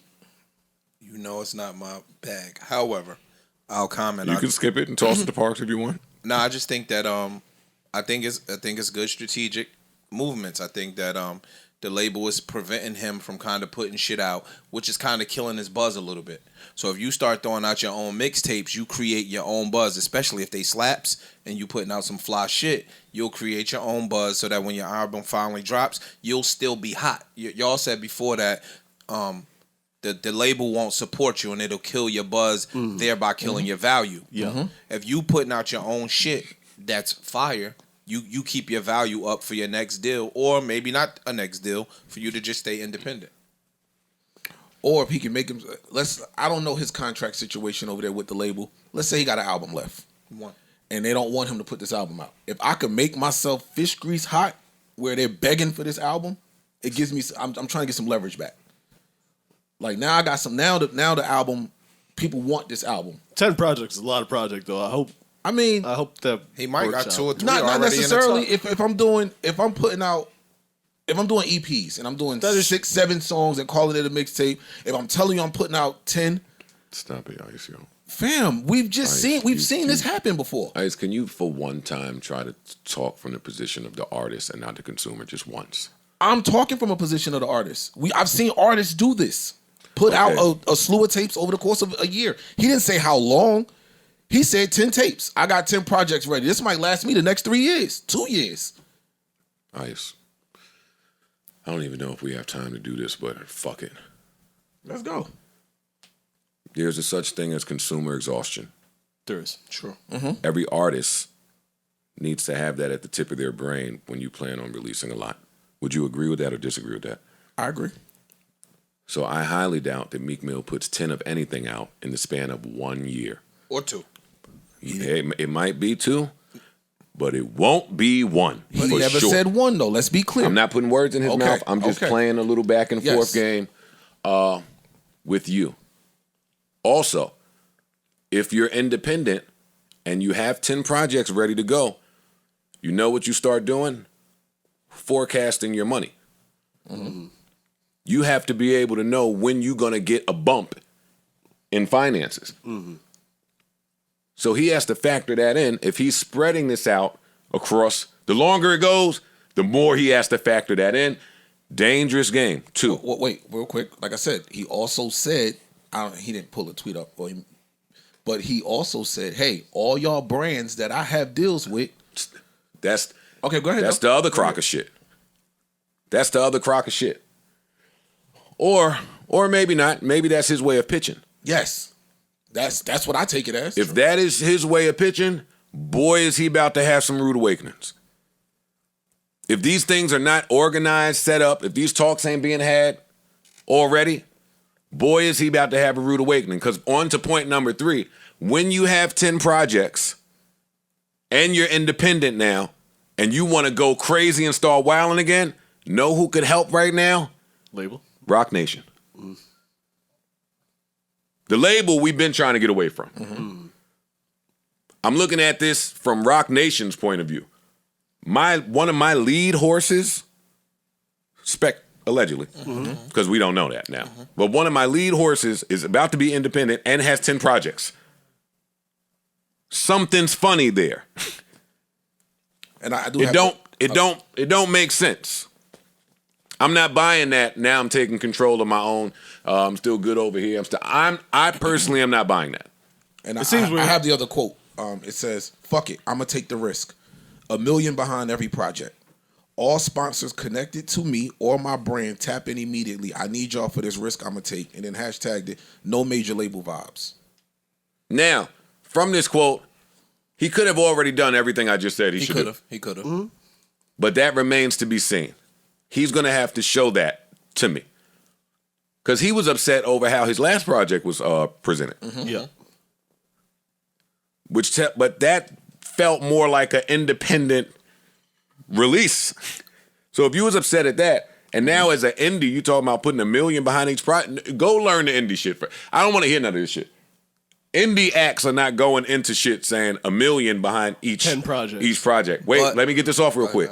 Even if I have an investor, that's still a mistake. I'm trying to. Why am I trying to go get in the red again? I'm trying to squeeze the that juice. That is totally not. Go ahead. But the brands that are behind him, who are they? I don't know. But they might not be. But that's important. It might be a sponsorship situation. It could be a bunch of other shit. It could be an endorsement situation, a sponsorship situation. It's like if the Joe Budden podcast went on blah blah blah and Hennessy or Perrier or whoever the fuck gave us some money. Yeah. That's money you don't gotta pay back because they not necessarily investing. It's just a sponsorship deal. So somebody else might want to throw them $500,000. Now I only got to pull $500,000 out my pocket and whatever I generate. Ain't the independent acts running around getting all the sponsorship deals. No, yeah, but Meek ain't one of them. Yeah, it's. I don't know that. No, I'm saying he got. I have never seen. I don't know that. I have never seen him operate as a standalone. I don't know what he is. That's the same thing y'all told me about Big Sean. Not y'all, but y'all. When I was saying, don't feel the same. I know that because I went through it, and people go through it. When the support leaves, you look different. Mm-hmm. That could go different from him because he got billionaire friends. I was just getting ready to say that. But I think that matters. It's a money thing. Yeah. Fam, your billionaire friends be your billionaire friends until you need some money. Or until you start asking for shit. Or you're not in that same position no more. Or you're not as hot as you was. Or not only that. Some things about to get tested is all I'm saying. Look, to feed into your position, Joe, your billionaire friends might not be your billionaire friends because you're not down with the billionaire that brought you in here. I think that's true. But I just think that it's all contingent upon where he financially is and what he want to put out of his own pocket. Mm. Now, if Meek is up, which he probably is, he could be up to where the $1 million don't. See, my brain never gets to that part because it could. It's a could though. So let's just say he got other mad side ventures, and where $1 million don't really crack him. I don't know what his budget was from the label, but if he knows the marketing side of the business and the label was giving him a certain dollar amount, he could put his own money out to market it the way that the label was doing when he was one of them. What he was saying about that last album. I went and did this with the art. I did this with the like y'all ain't did shit. So if this is what I'm gonna get back from y'all not doing nothing, I already paid for this. I could go do this myself and not have to break bread with y'all at all. And I can do it over 10 projects. Also, the word tapes is gonna be under review. I see a lot of problems coming. I ain't gonna hold you. That's gonna be under review. Unless he is fully free, which he may be. Tape what? What's a tape? A cassette player? A cassette? What's a tape? I don't understand. I know he's been what is a tape for the mixtapes to come back for a minute. No, but a mixtape come back where, nigga? This is business. I get it as business, so that's why. But think about it. Look, if I'm saying I'm gonna put mixtapes out, so now they're not albums, and Are you selling it? If you are selling it, I don't necessarily have to sell it. How you gonna give it away? I'm getting ready to tell you. I can DAT Piff this, and I sponsor with somebody. Now I got a sponsor, so here's some money behind it. We can promote it, whatever, and we DAT Piff it. I'm putting my music out. I'm getting my buzz back, and I'm a tour. I can tour these records if they hit hard enough. Have fun. If you think he would have to be a fully independent artist to do that, none of what you're saying is gonna work. I don't know who y'all think these labels are. So let me ask you a question. It's an artist that put out tons of mixtapes. Like for the last probably 7, 8, 10 years, he has been living off of mixtapes. Those are not mixtapes. Really? Those are not mixtapes. We can talk about it. Come No, on. I'm Let's asking. have the conversation. But from what I understood, they were mixtapes, and he was touring off of those mixtapes. He was know definitely one's touring off of those mixtapes. One what actually was, and then they doubled back and picked it up. Yeah, like he's been touring off of mixtapes Not a mixtape. for a long time. What even is a mixtape? For promotional use only. I'm not selling it. That's a mixtape. So And that's you- why I'm And saying no artist today is They putting don't. out a They don't mixtape. exist anymore. That doesn't Yeah. So exist. this is what Meek tweeted. Meek tweeted, once we find out how to drop that link directly to the consumer and they don't have a hassle downloading it and playing it as they would on the streaming service, the code is cracked. This black art, so much money and I'm taking a risk. I really know how I rap. So he's saying basically if he could go straight to the DSPs with his own project. That's not what he just said. Stop it. That's not not what what he- he's saying not at what he all. just said. He's saying if I He could wants find to this way to go circumvent direct the to DSPs consumer and go around the and the DSPs. labels. around He the wants to go DSPs. around all of them. Got But you. like I said, that's where Let's read this slowly one more time, though, because that sentence says a lot. Once we find out how to drop the link directly to the consumer, and they don't have a hassle downloading it and playing it as they would on a streaming service. That's The where code That's is- that's and the that's trick. the problem. That's the trick. That's the problem. Because it's The easy streaming enough to put a services- link up that you can download, the but to streaming get it, services have conditioned people today to where nothing else even exists. yeah. And that's where the problem comes in. All right, so you're a techie dude. Is it a way to do what he's saying? 1,000% Yeah. a way to do Yeah. it. He said. But it's a little the bit more average- complicated. It is. It's a little more complicated. There's a couple more steps involved, and the the average average person don't wanna do the person steps. don't want to do that. They want to go right to Spotify. They want to open Spotify, Tidal, or Apple Music and just type the song and hit play. let me. I'm rooting for this. I'm rooting for it too. I'm rooting for it too, For of me, course. what I would think he would. I mean, and I've seen people try this, and it get this is where you really find your core fan base at. Make your own app, like something along them lines. Make your app and put your music directly in your app. So now the people that's looking for it go download the Meek Mill app. Or Or that there app, I'm uploading straight to that. There are other things like Bandcamp that let you do the same. Right, but shit, I'm saying essentially. is like he's saying, I want people to find this.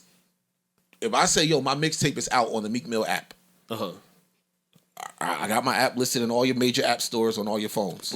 So now I go in here, boom, I download the app, and that's where you're finding. It's Kanye with the stem player.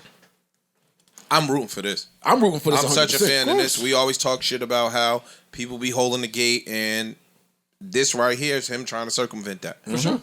I too. And he I too putting his am with money it. where his mouth is. Absolutely. I'm And he's not, and that's why I like it. He's not saying, yo, y'all artists, y'all need to do this. He's saying, I'll take the risk. I'm gonna try it first. It might not work, but I'm gonna step out and try that. Try what first? to circumvent the DSPs. He would not be the first. He's but, not the first yeah. person to do that, or try to do it, or okay. come up with this verbiage. Yeah, All right, that's what. but what I'm saying, I just like the fact that he's putting action to word. He's not just out here saying, yo, we need to do this. Yo, let's all come together and do this. Everybody throw ideas out there, but for somebody to take the chance on their music and say, yo, you know what? Fuck it. I think I'm big enough where it could work. I got enough money. I got investors or people that want to sponsor. Let's get it. Let's see what happens. And I think my skill is enough that somebody going to go around it to get it. I want to see it. I want to see it. I would love for him to be successful. Yeah. Well, you'd love for anybody to be successful in how do we circumvent streaming. Bucking the system. It's only going to take a couple people to do it for that to Pick no, up. yeah. But it's going to be complicated. Absolutely. It ain't Complicated because alternate route the ain't second never you really say easy. something like that, you've just created the most powerful enemies in the world. The second you say, yo, I want to circumvent that, Sure. oh, now it's up for you. We going to try and step on all of that shit, every move you make. I wouldn't be surprised if he started catching charges. Like that type of shit really happens with these. Like you start talking They play about dirty. the other kind of money. They play dirty. I wouldn't be surprised if he started catching charges and shit like that. So Meek, we love you, we Please be support you, careful. and I hope this works. Word. Now, whatever way you put it out there, ICE will be copying. And I hope he got another one of those. What's my shit off his last album? Oh, Expensive Pain. Yeah. Oh, my God. If you're going to go be independent and do that, yeah, find a way to get that to me. You put that on and the Uzi joint at 1, 2 a.m.? Blue Notes. That was Oh, good my shit. Lord. Them two. Too. Them two records right there. Whoa. All right, what is important, what is not? Well, speaking of, After dominating the short video market, TikTok may be considering a music service.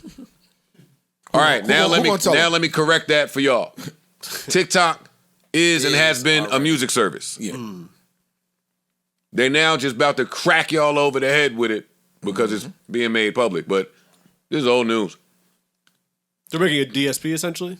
Is this the implication? They're making okay. TikTok music. Yeah. TikTok parent company ByteDance filed a trademark application, blah, blah, blah.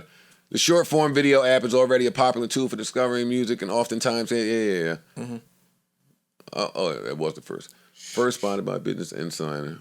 TikTok music, yeah. The filing indicates that the trademark could be applied to the mobile app that would allow users to purchase, play, share, and download music. So it's TikTok and the rest of the big dogs, because you see what they're trying to do, versus Meek and the rest of the people that are trying to do that. It's the exact opposite of each other. One is trying to circumvent and get away from all of this web. One is trying to make sure you can't and don't. Because guess where Meek Mill's independent albums will not be. Most likely on TikTok. And what they're doing with this is like TikTok drives your music, your listens up or your streams up, but it directs outside. So like it might go viral on TikTok, and then the benefit is seen over there on Spotify, on Apple. So now what they trying to do is we're gonna capitalize on our own work. We got the licensing right here. So now the song that just went viral here, you can stream it the entire song directly to us. We'll take that. That makes sense. A report released by the company last year suggested that 175 songs that trended on the short video platform ended up on the Billboard 100 charts. So yeah, you guys are now benefiting from our shit. We gonna start to get that bread. You ain't gotta go to Spotify. Download that shit right here. Right here. That makes sense. And I'm not. I get it. If I'm TikTok.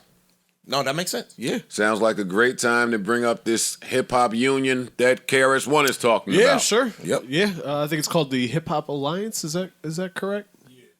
Yep. KRS-One has recruited fellow hip-hop legends Slick Rick and Big Daddy Kane. That's also how I know I'm getting old. The way I lost my mind at the spot last night during the Slick Rick and Big Daddy Kane set, I went crazy. Where you went? Huh? You ain't call me, fam. Did you call me when you went on your little comedy date with Ice? Ice called me. Did you call me? No, there was only 2 tickets. So that's where the relationship stands. And since we gonna have that, hold on. No. Because now I'm gonna get him. You ain't hit me back. You ain't answer, right? Remember I told you didn't answer? Guess who I called right after that? Oh. Guess who didn't answer or hit me back? You, nigga. I called him when dude said, "Yo, I was gonna get my ticket away to jail." It wasn't your ticket. Dude said, "Yo, I got you 2 joints. I'm leaving them here for you." I'm like, "Oh shit, it's last minute. You don't like to go out. Let me call Ish." Ish ain't answer the phone. About? Listen, he said he called me first. He didn't answer the phone. I don't understand what Ice is saying. You. Come on, we'll have a real argument on it. Ain't a real argument. Oh, okay. You can't tell me what a real argument. I'm mad. Okay, well, you should have picked your phone up. You wouldn't have been mad. First of all, I'm mad that you're not that dude enough to get your ticket +2. I wasn't even getting me +1. I said me. I'm madder for you. Like no. Honestly, I'm cool. I was going regardless. I don't care about none of you niggas. Damn, tell us how you really feel. He threw the extra in there. He was like, in case you want to bring somebody. Then he gonna say you don't like going out. So I ain't call you to go to the Kev Hart, Dave Chappelle, and Chris Rock show. No, it was just Kev Hart and Chris Rock. No Chappelle. Wasn't no Chappelle. There's no gist there. That is true too. You don't like to go out. Come on, let's move on. We got podcast. For a new promo video promoting the Hip Hop Alliance, a non-profit organization promoting fair wages, fair royalties, and strong health and retirement benefits for artists in the hip hop and R&B community. Clap it. Yeah, round of applause. Word up. Clap it. A lot of people have been talking about this, us included, for years and years. Yeah. KRS-One says, shout out to those who work behind the scenes to make hip hop happen. Managers, artists, agents, engineers, and producers. What is the retirement plan, healthcare plan, and fair commission standards for us? What is a fair wage for what we do within hip hop as an industry? Those that drive and assist artists, those that protect artists, those that promote the show, and those that sell merchandise, among other roles and responsibilities that make hip hop happen. Who speaks for us? What brings dignity and respect to the work that we do? Answer: the Hip Hop Alliance. With the knowledge, the skill, and the power of our collective voice, there's no reason why we cannot protect ourselves and our future. Round of applause. I love this. I love it. I love it. Can't speak ass dog. It's hard. What's that? It's hard. Forming a union? Yeah. Incredibly hard. The labels read that and said, "Oh, we got rid of Slick Rick once, we'll do it again."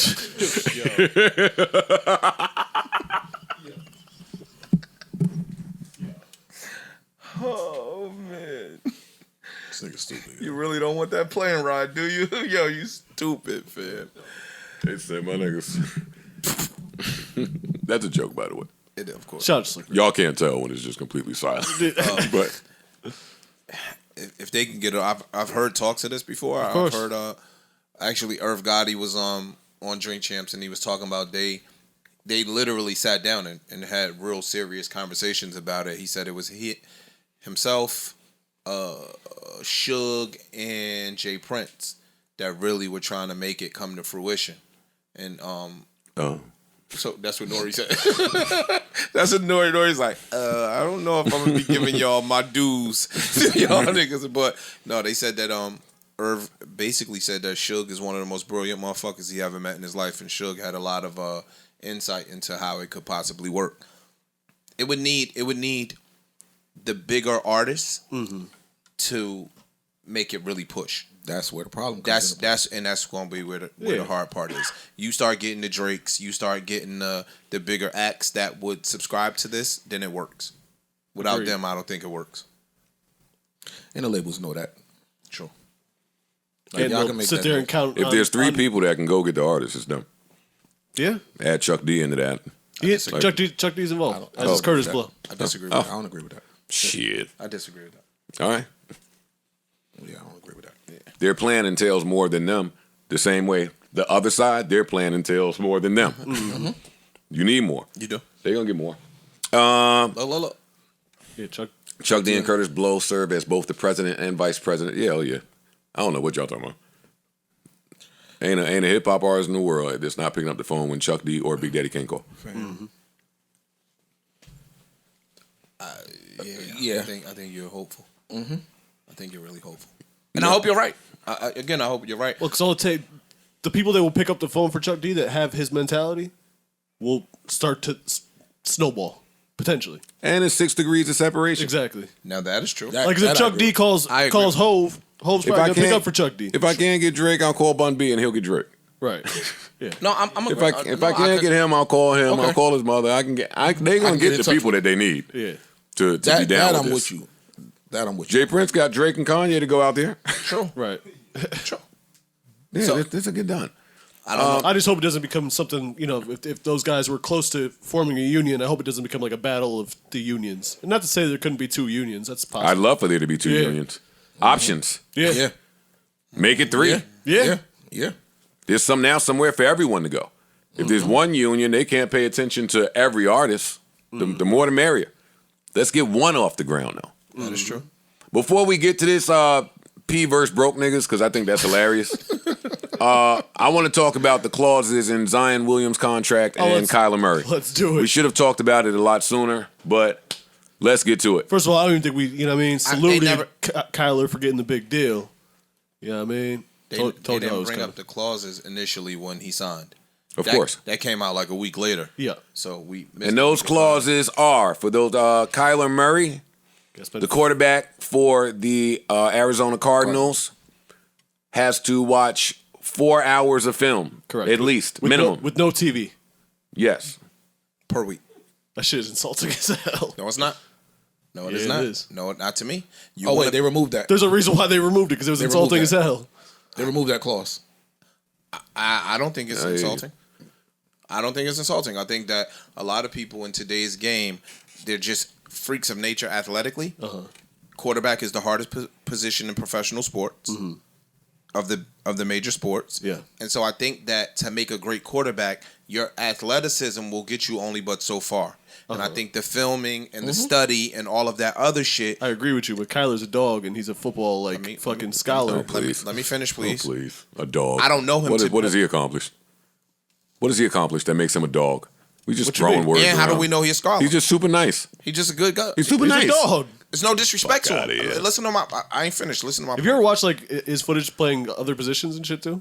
Like he played safety, and that's my point. That's athleticism. That speaks to athleticism. That don't speak to you being a quarterback in the film room, knowing that Ed Reed turns his feet on this. Right. So again, now nigga, get your fucking ass in the film room, cut the TV off, and put your athleticism with the mental part of the game, and let's see how great you could be. Because he doesn't have a reputation of not watching film. I didn't say he did, which is why it's insulting.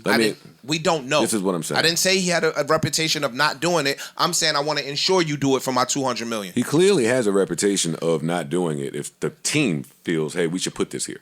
Mm-hmm. They know something. That means the people that his rep his rep matters to, that's what they walking away with. Yeah. But listen, Kyler's response was, this is laughable with all that I've accomplished in my career to even put this on me. And I agree with him there. Not me. But, let me just finish. I agree with him there. But where I disagree is this clause is not about anything he's accomplished before this. He got drafted by the Oakland Athletics. He is extremely athletic. He's gifted. He's a winner back then. But you ain't done shit here on this level. And these people are not grading off your past. They're grading off the future. Took a really bad team to a playoff team. Did you see his last playoff game? I did. Not just that. Did you see the receivers he had thrown the ball to? At the end of the year? That's not just him. Cameron Kirk is who he had in the playoff game. You see how you added that in the end of the year? In the playoff game where you guys are bashing him. When he had all of his players, they were fucking like 6-1 or some crazy shit. So I got to load my team up? My point is this. You said, he took a shitty team to the playoffs. He had good motherfuckers on that team. He had great people. He didn't do that on his own. He had the best fucking receiver. It's a football team. Of course you need. So don't say he did it. He took the shitty team. His team he got today ain't shitty. He had D-Hop on that team. He's throwing the ball to great motherfuckers. Yeah, D-Hop and Fitzgerald. And Fitzgerald on that team. You're not throwing the ball to bum niggas. My point is this. I like him. I'm not disrespecting him. So let's be clear, I'm not disrespecting him. When I go invest $230 million into you, motherfucker, I want you to be great. I don't want you to be good. I want you to be fucking great. I want you to be the next Aaron Rodgers, the next Tom Brady, the next whomever, hopefully, for my $230 million. So I think them putting that clause in his contract is not disrespectful at all. I'm mad it took it away. Was because they took it out. That don't mean it was disrespectful. That means it was controversial, not disrespectful. That don't mean it was disrespectful. I'm mad that they took it out. No, because you know what happens now? Because he's black, it could potentially teeter the line of disrespecting the black quarterbacks, saying that they're not mentally capable, all of that shit. You get what I'm saying? I get that. So I would have taken it out too. I would have definitely taken it out from the organization. What I'm saying is this, fam, you ain't accomplished shit in the NFL. You didn't. Accomplished a lot more than a lot of other quarterbacks. So what? Dak Prescott. Not the I'm a ones Dallas in this Cowboy. pay range. I'm a Dallas Cowboy. We only Cowboy talking about fiend. the ones in this pay grade. Nigga, Dak Prescott, for all intents and purposes, did not accomplish shit in the NFL. Yeah, but he forced his money. He did. The same way he did. True indeed. Yeah, what are you talking about? And the prices only go up, so it's not like... I'm a Cowboy fan. If Dak Prescott got on public TV and said, for everything I've accomplished in this league, this is laughable, what the fuck have you accomplished? Mm-hmm. Yeah, they would laugh him out of the gym. I get it. What have you accomplished? What have you done? More than a lot of other quarterbacks. So? And they not getting the money you getting either. I don't understand what that means when you say that. They not getting the money you getting. Nigga, Aaron Rodgers could say, for everything I accomplished in this league. Tom Brady can say that. It's only a couple motherfuckers that can say that. Ben could have said that. The rest of these motherfuckers can't say shit. You ain't accomplished nothing. Shut up, nigga. Eli, yo. He's not there no more. So? Ben ain't there no more either. Ben ain't there neither. Eli, don't say all of them and don't say Eli, yo. Can't spell elite without Eli. It's a T-E miss. So thick. With your feelings on that, how do you feel about the Zion clause? It's probably a little bit fucked up too. But he has had injury problems that relate to his weight, according to media and shit. It's different. Okay. That's a direct. There's a direct reason to do that. With Kyler, not you to don't my see him knowledge, playing video games. But there's not some fucking big. around. He's not a TikTok dude like doing all that shit. not He's a just out here, professional football player since he was in high school. Like, True. He's a dog. He takes athletics seriously. Juju shot. I like that. I'm with you. I did that for you. Thank you. I did that appreciate for you. Oh, man. Like I say, if he had a reputation of being a fuckhead, We don't know, because if he was, you hear. But I they would would have think covered that it the up team because he's so good. knows something. They which know made more them than we put do. that clause. Or it in could there. just be a clause that they have in their shit and didn't think to take it out or whatever it may be. It's a possibility, but Could be. I It could be their standard form. I just don't think for $230 million that's a bad clause for the quarterback of your organization to have. Now it might be limited. Like, fam, I gotta watch 4 weeks. I gotta watch 4 hours of film. It was daily. 4 hours a week, which is like what you should. Which is a joke. I don't think that's bad. That's a joke. I don't think that's bad. It's a joke. Every professional player that came out and spoke against this, which there was a lot, were like, a quarterback does that before lunch on Monday. Like, Yeah. Typically. And that's what I'm saying. Like, And maybe they felt. I'm mad they took the clause out. I am. And for the Zion clause, I just think that's a way for them to protect themselves. You got guaranteed money in the NBA. If you're not playing, we wasting our bread. So if you run out here and I remember when Yao Ming, they said he was too heavy. They said it like he was too heavy. His career was going to be short-lived because he was so heavy that he kept getting leg and ankle injuries and shit like that. They predicted it before Yao Ming retired that his career would be short. So if God forbid that happens with Zion, what I'm saying is, as an organization, you got to kind of protect yourself. What I'm saying is, as someone who's not in an organization, I want to injure Zion myself every week when he keep putting out videos of him putting the ball between his legs and dunking the ball. 2 days ago, look, off the drop step. I want to go out there and clothesline him. Low bridge. Get it done. Honestly. Because you know what sound good to me? Brandon Ingram, CJ McCollum, and John Morant. Boy, does that sound scary. Spooky hours. Whoa. I'm with the team. I'm with the teams protecting themselves when niggas want to act stupid and be more concerned about how they dress or come in and really bust ass for the contract season and then go back to your regular degular ways. Fuck out of here. I ain't niggas that don't work hard. So I don't think that's him, though. I don't know them, so I'm not putting that on them. I'm just saying he's too young for that to be him. There are some other athletes that have been in the league 8, 9, 10 years that really kick up on that contract year, which means, nigga, you know how to play. Fam, they sat Zion out of his rookie summer league. They didn't let him play in a rookie summer league. Which means his weight was already Which means they had concerns, right? Orlando just did the same thing with Pablo. Sat him down. There are concerns. There's too much weight on this. We have too much invested. You got to sit down. Y'all been doing that since summer league rookie season all the way up till now. Not just that. Y'all might have had a shot in the playoffs a little bit if Zion is there. That's true. Yo, this is $1 billion organization. And that's what we be saying, yo. Imagine being the person that's paying the people. The person that's putting the plan together and trying to pay to get it done. And now you just watching niggas fuck around. Because you want to eat cheeseburgers. I'm tight. I'm mad. I'm tight. Yeah. And I'm not saying I Throw don't that know. cheeseburger in this nigga's face. Hey, see if you could dunk with a cheeseburger in your mouth with your fat ass. Like, well, I would verbally abuse this nigga. It's all pocket watching. Bring back Dick Cheney. Not Dick Cheney. Don. Don Cheney. Dick Cheney. Dick Cheney. The Temple coach. Don Cheney.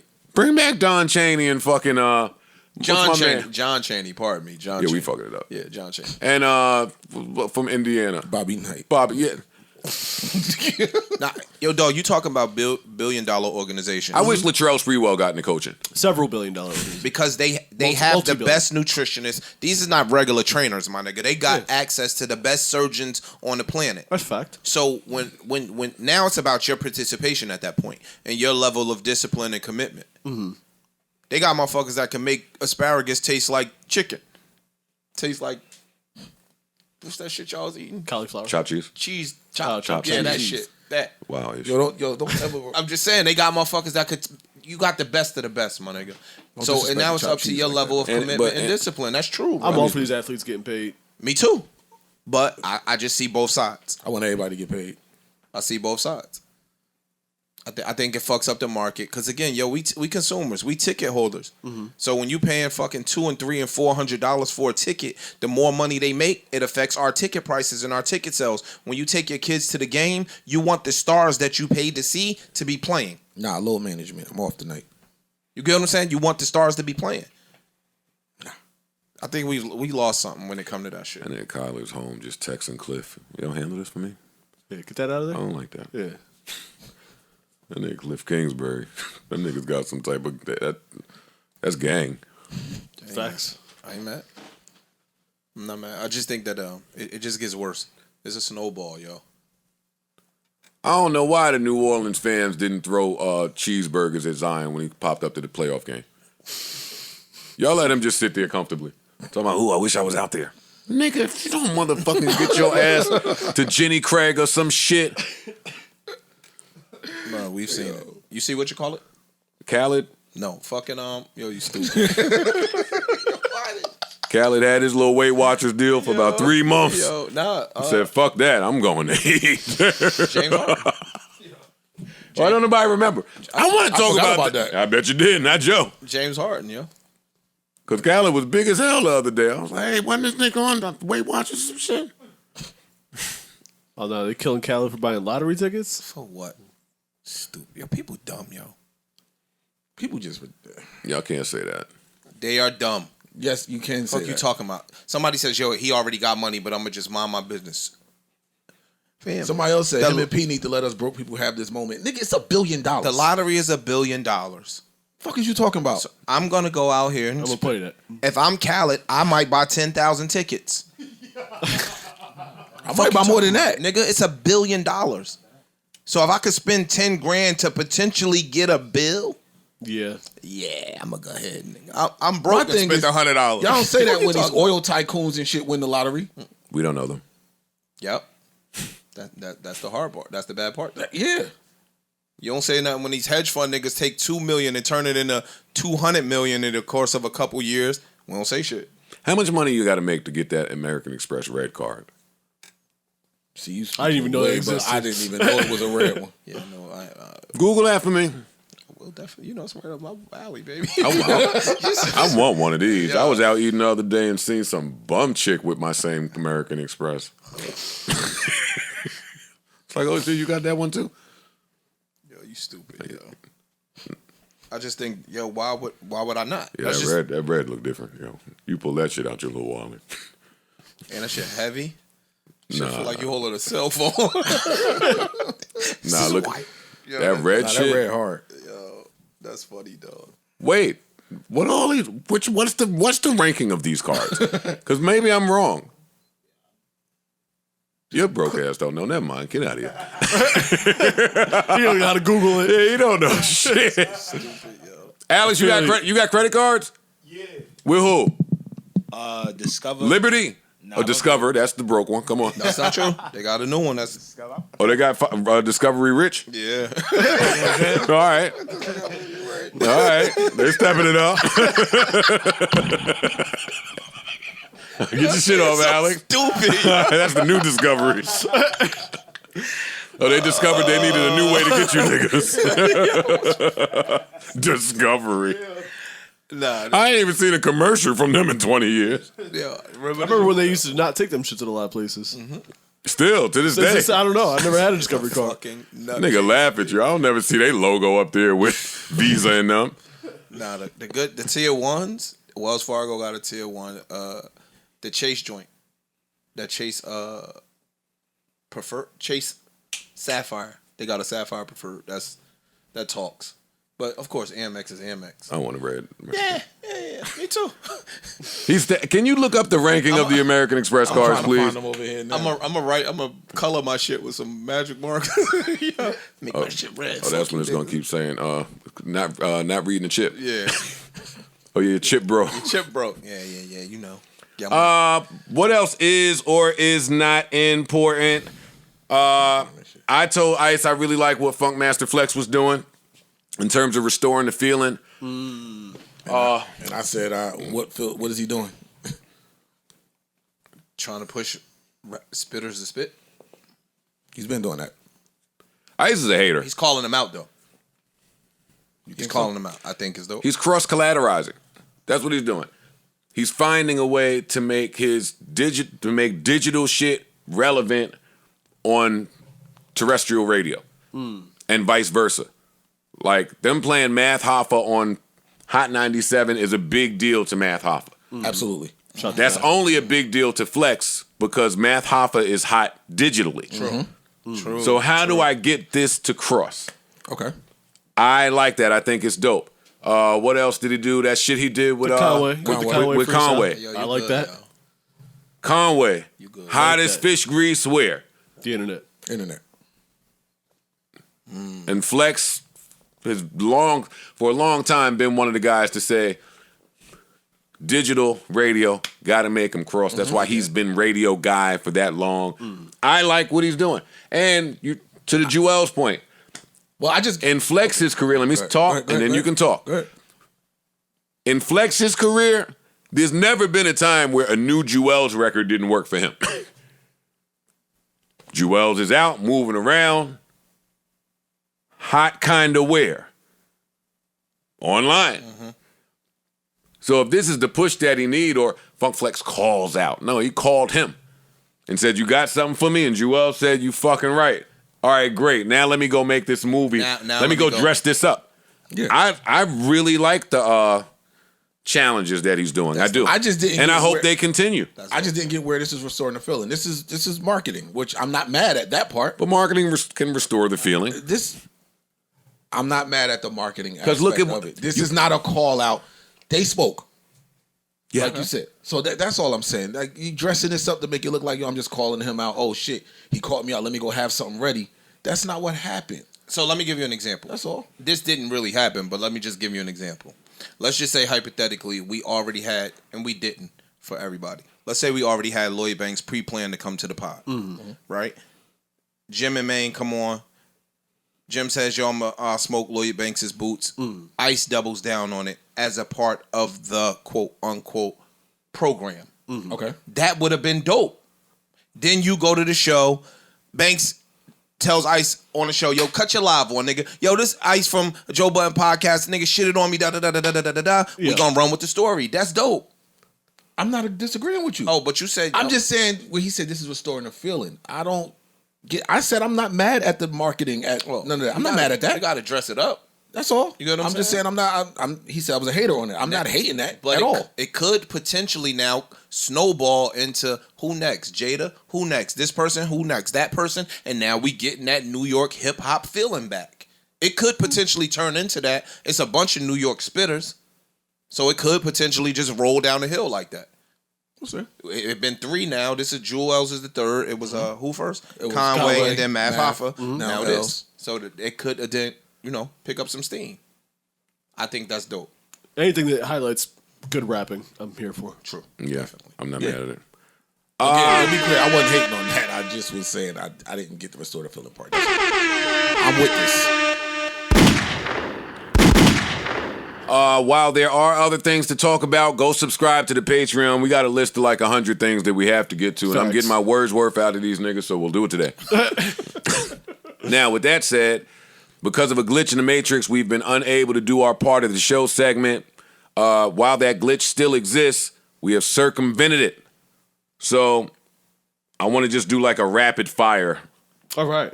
A rapid fire part of the show segment. He's going to get a couple off? Yeah, I'm going to get a couple off. I'm going to call these people. Okay. But let's get right to it. Pilo. I think that says Pilo. Oh, Pito. Pito says, how would you guys react if your homeboy tells your shorty that she should start an OnlyFans? I'm fighting him. What are you talking about? Next. I wouldn't fight him, but he'd definitely get some pow. It's disrespectful. You even imagining my chick being naked. Yep. You already visually imagine my chick busting it open. He didn't say what your chick should do on OnlyFans. There's plenty of things to do. It's inferred. I know. I don't care if she had a foot page. Don't be looking at my chick's toes, nigga. To me, this is in line with inviting us to the new beach. Same shit. Fuck out of here, nigga. All right. Tough crowd here. Let's keep it moving. Fuck out of here. Am I wrong? Oh, who's saying this? This is Jeff that says, am I wrong for choosing my stepmom over my dad in the breakup? Well, no. That sounds like something you gotta figure out the best. No. Depends on how long she's been your stepmom. No. Some of these stepmoms might have been in his life since he was 2. He might be 25, and your father might have really been on some real bullshit. You can't fuck your stepmom, right? No. You been on Pornhub lately? Disgusting. It's all over the first page. It's one of the biggest. That's one of the biggest. That's all things over the first in porn. page. It might be the biggest thing in porn, but I'm talking about from a real perspective. Who do you think invented that one? Us? No, that wasn't. No, it's the whites. No question. That was definitely. Because y'all laugh at me when I be like, yo, where did we get it? But come on. No, that was the whites. That was them. No question. Yeah, that was Heaven Gates. Next question. Oh man. Heaven, forget. I got it. I got it. I understood. I got it. All right. Let's see. Is the fuckboy archetype dead in 2022? Archetype. Yeah. Need to be realized for that one. Yeah. I was recently having a talk with folks of all walks of life, gay, straight, men, women, asking them what their definition. There's an incomplete question. Asking them what their definition of a fuckboy was. Yeah. Fuckboys are celebrated today. They love that shit. I don't know what the archetype of a fuckboy is. I can't really answer that. They love that shit today. The shit that you would have been classified as a fuckboy is exactly what's celebrated now. It's ridiculous. And this next one's a book, so. Yeah, they stopped sending their questions. Damn. They said y'all niggas don't even. They said fuck y'all. Y'all give bad advice. Well, we're back to give bad advice. Yeah, so come on, send part the of the questions show, in. we're back. Nah, we're let's back. go. They like our Unless you're an ex of mine, don't send no question. Nah, they like our shit. 3 of them, like, yo, how I get on that? No, you can't. 3 of your exes? Yes. Have all said they want to send questions in. The answer is no. What if it's a good question? It's not. How do you not. know, yo? It's not. This guy, yo. How I get my boo-boo back? No, that ain't how it go. A lot of them part of the show niggas was calling for therapy. Like, Yes. dog, I am not the therapist. Facts. Like, I'm not the I'm one here you for want jokes. advice from. I want to make jokes. Like, make jokes with us. Anything else important or not important? Now, mic check, mic check. 1 2 1 2. Some of you out there know this song. This was a classic at the time for me. Hey, uh-oh. I've broken plenty of y'all backs out to this one. Head between the headboard and the little dresser on the side. Hurting yourself, hair all fucked up. You shouldn't have to book 4 hair appointments in a week. But you take pride in how you look, baby. and we appreciate that. We have the ever so talented singer, producer, instrumentalist. Are you acting now? Like, this nigga do shit. Nah, I did a little acting, but I don't claim You look like you might have popped up in an Insecure episode somewhere. Not quite. I had a song on there last season, but nah, I didn't. All the people I like get a song on the Insecure soundtrack. Word. Yeah, I wrote. It was another artist, but I wrote it. Yeah. Look. Oh, buddy. Nah. I mean, it was somebody else, I'm but I just mean, saying, that was my pen. It wasn't. That was yeah, my pen. It was me. It was him. Though. There we go. We need more cocky shit out of these niggas. Ladies and gentlemen, we have PJ Morton here with us. Round of applause. Yeah, man. Oh, this one too, man. I might have got my bitch back off this one. Hey. She thought she was leaving for good. I put this on, sent it to her phone, I think. Get back over here, girl. Yeah. You be telling our stories sometimes. Man, I'm trying, you know. Yeah, but it's a farce. What you mean? Because your wife is here, y'all look mad happy. Yeah, she didn't walk away, Joe. I mean, Hey! He might have got her back. Talk about it now. It worked. That's what I'm saying. Yeah. Yo, that is hilarious. Let me stop. Yeah. PJ Morton, how are you doing? Man, I'm good. It's actually crazy to be here. I'm like a real, I'm a real fan. So it's weird for me because as a fan, as a listener, I don't really like when guests are on. But then I couldn't, as an artist, I couldn't pass up being here. You know what I'm saying? I like when y'all just kick it. Like, I've been listening for a long time, so it's good to be here, man. It feels like family. It feels familiar. You know what I mean? Welcome. Well, we welcome you. I'm honored to have you here. Yeah, it's good to be here, man. I know that you've been a long-time listener. Yeah, yeah. And I'm a huge fan of your work. And you couldn't be more right. They hate when there's guests. Yeah, no, They hate. me incled. It's like, Oh, yeah, they hate you right I don't now. want to. Yeah, I'm sorry, y'all. And we You was know about to what get in I'm our saying? bag. That's the problem. Oh man! But- pardon the interruption. No, You know please, what I mean? please. Yeah, but I had to come here because you have it started with Say So. That's what I remember but you really are instrumental in making a lot of people pay attention. I don't think it gets said enough. Really? But but for people paying attention who may not have been paying attention, you got those people to pay attention to my music, and I'm just super appreciative. And I'm even, you've said things that maybe weren't the greatest about certain things, and I still rock with you because I'm not real sensitive. I said bad things. It goes so quick. It's 2 shows a week, Joe. So things happen quick quickly. hate. That's true. So I just I take Okay. it. I got a Fine. short, you know what I mean, a short memory with it. But it's mostly love, and it's mostly always been love. So I think a lot of artists got you to thank for. I mean, just the sleeper thing in general. I think is brilliant, for a lot of artists out here. So I appreciate it, man. No, well, you bring up a good point, right? Because we never know, like, how are you able to tell that or feel that on your end, like an influx from fans that maybe were not here the day before, right? Because most times you find an artist or a sleeper, you put people on, they go blow up, and you never hear from them again. So you don't get to hear. They rarely show the flowers. They really come back. Yeah. They really come back. You might get a little DM every now and again. Yo, good look. Right. But I think Say So, fuck this pod for a minute. I think Say So, period, did that for a lot of people who just might not have known. Yeah, well, what's crazy about me as an artist in general is that the people who know, and the people who don't just don't. Like, I'm cool. I could, it's not like I walk down the street and paparazzi's there, but I've got the Apollo sold out. You know what I'm saying? So it's like people who know and people who don't. So I think my base is always gonna support and make it a success. And Say So did well. Of course, we won Best R&B Song. For Say So. So it was doing that, but your audience was some they were people that maybe weren't in my inner thing. So I noticed it online first, and then just with the success of any song, I think it comes from, it's got to be different places. Sure. That allows that to happen. True. Yeah. That's the argument I was just having with Justice Division's people, good old LVRN over there. Yeah. Because I was shitting on the song Word. publicly. And he called me about it. Oh, sure. Yeah. But he was getting his bag. He was passionate, and he was just arguing for the marketing aspect.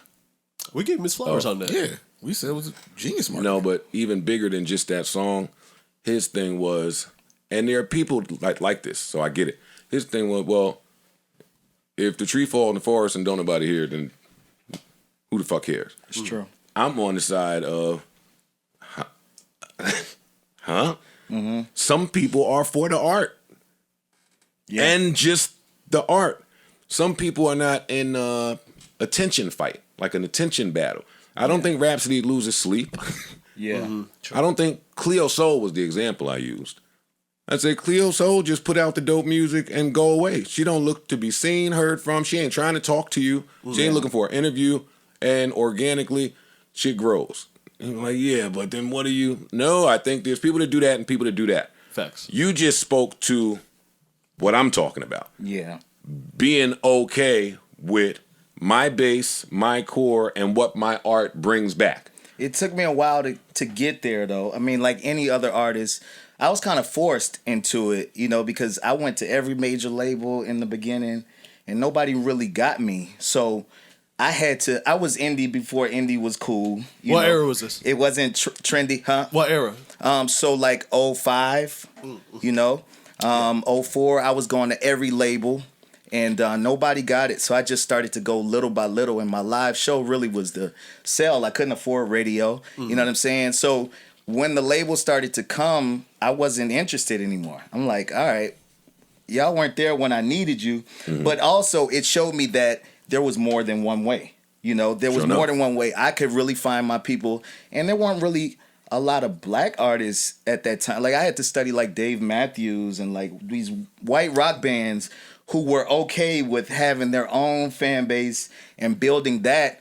And so now that indie's trendy and stuff, it started to make things, look like I kind of had things figured out, or like I was a genius in that way. But I really was just putting one foot in front of the other.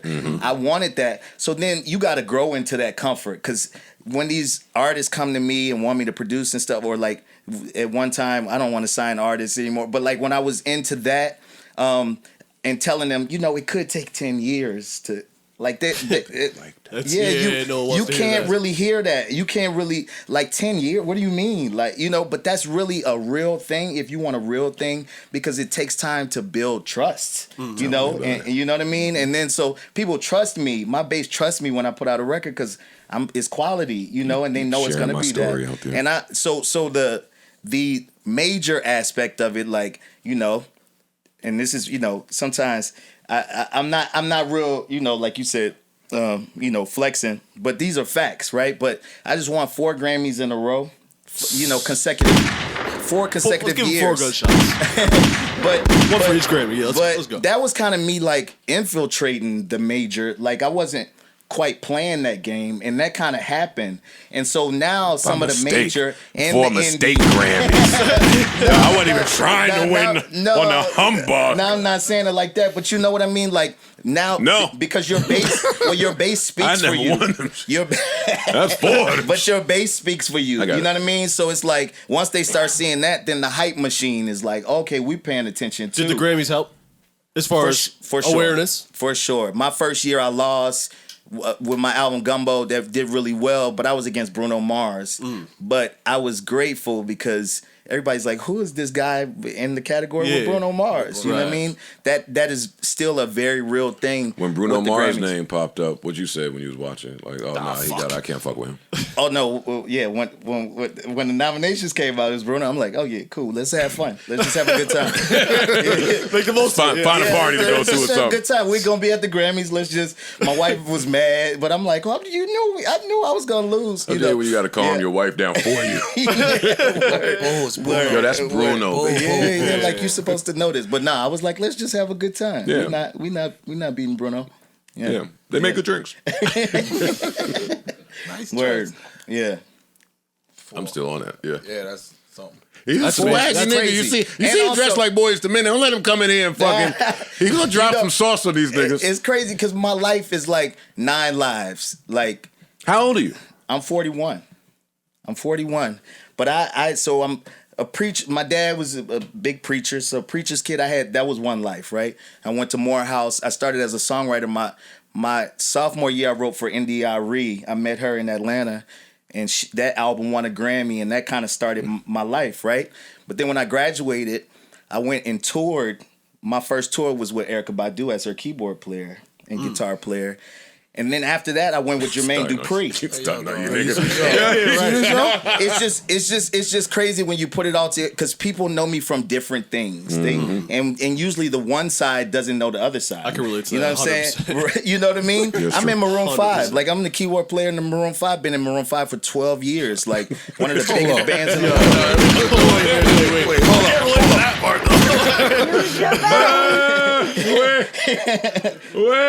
It's a little different.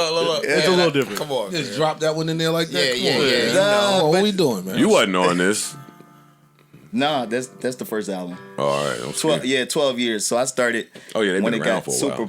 super pop. So like right before moves like Jagger and stuff is when. But Wait. Yo, why is he doing this? Man? Yo, you know my father. doing this my stuff? father was in the Grateful Dead. But I'm just saying, like, I guess that keeps me humble too, like, because I, I don't want to see you not humble then, bro. I'm saying because I really don't want to see you not humble. Up and down, like I go for, I fuck with all this shit. Yeah. This is great.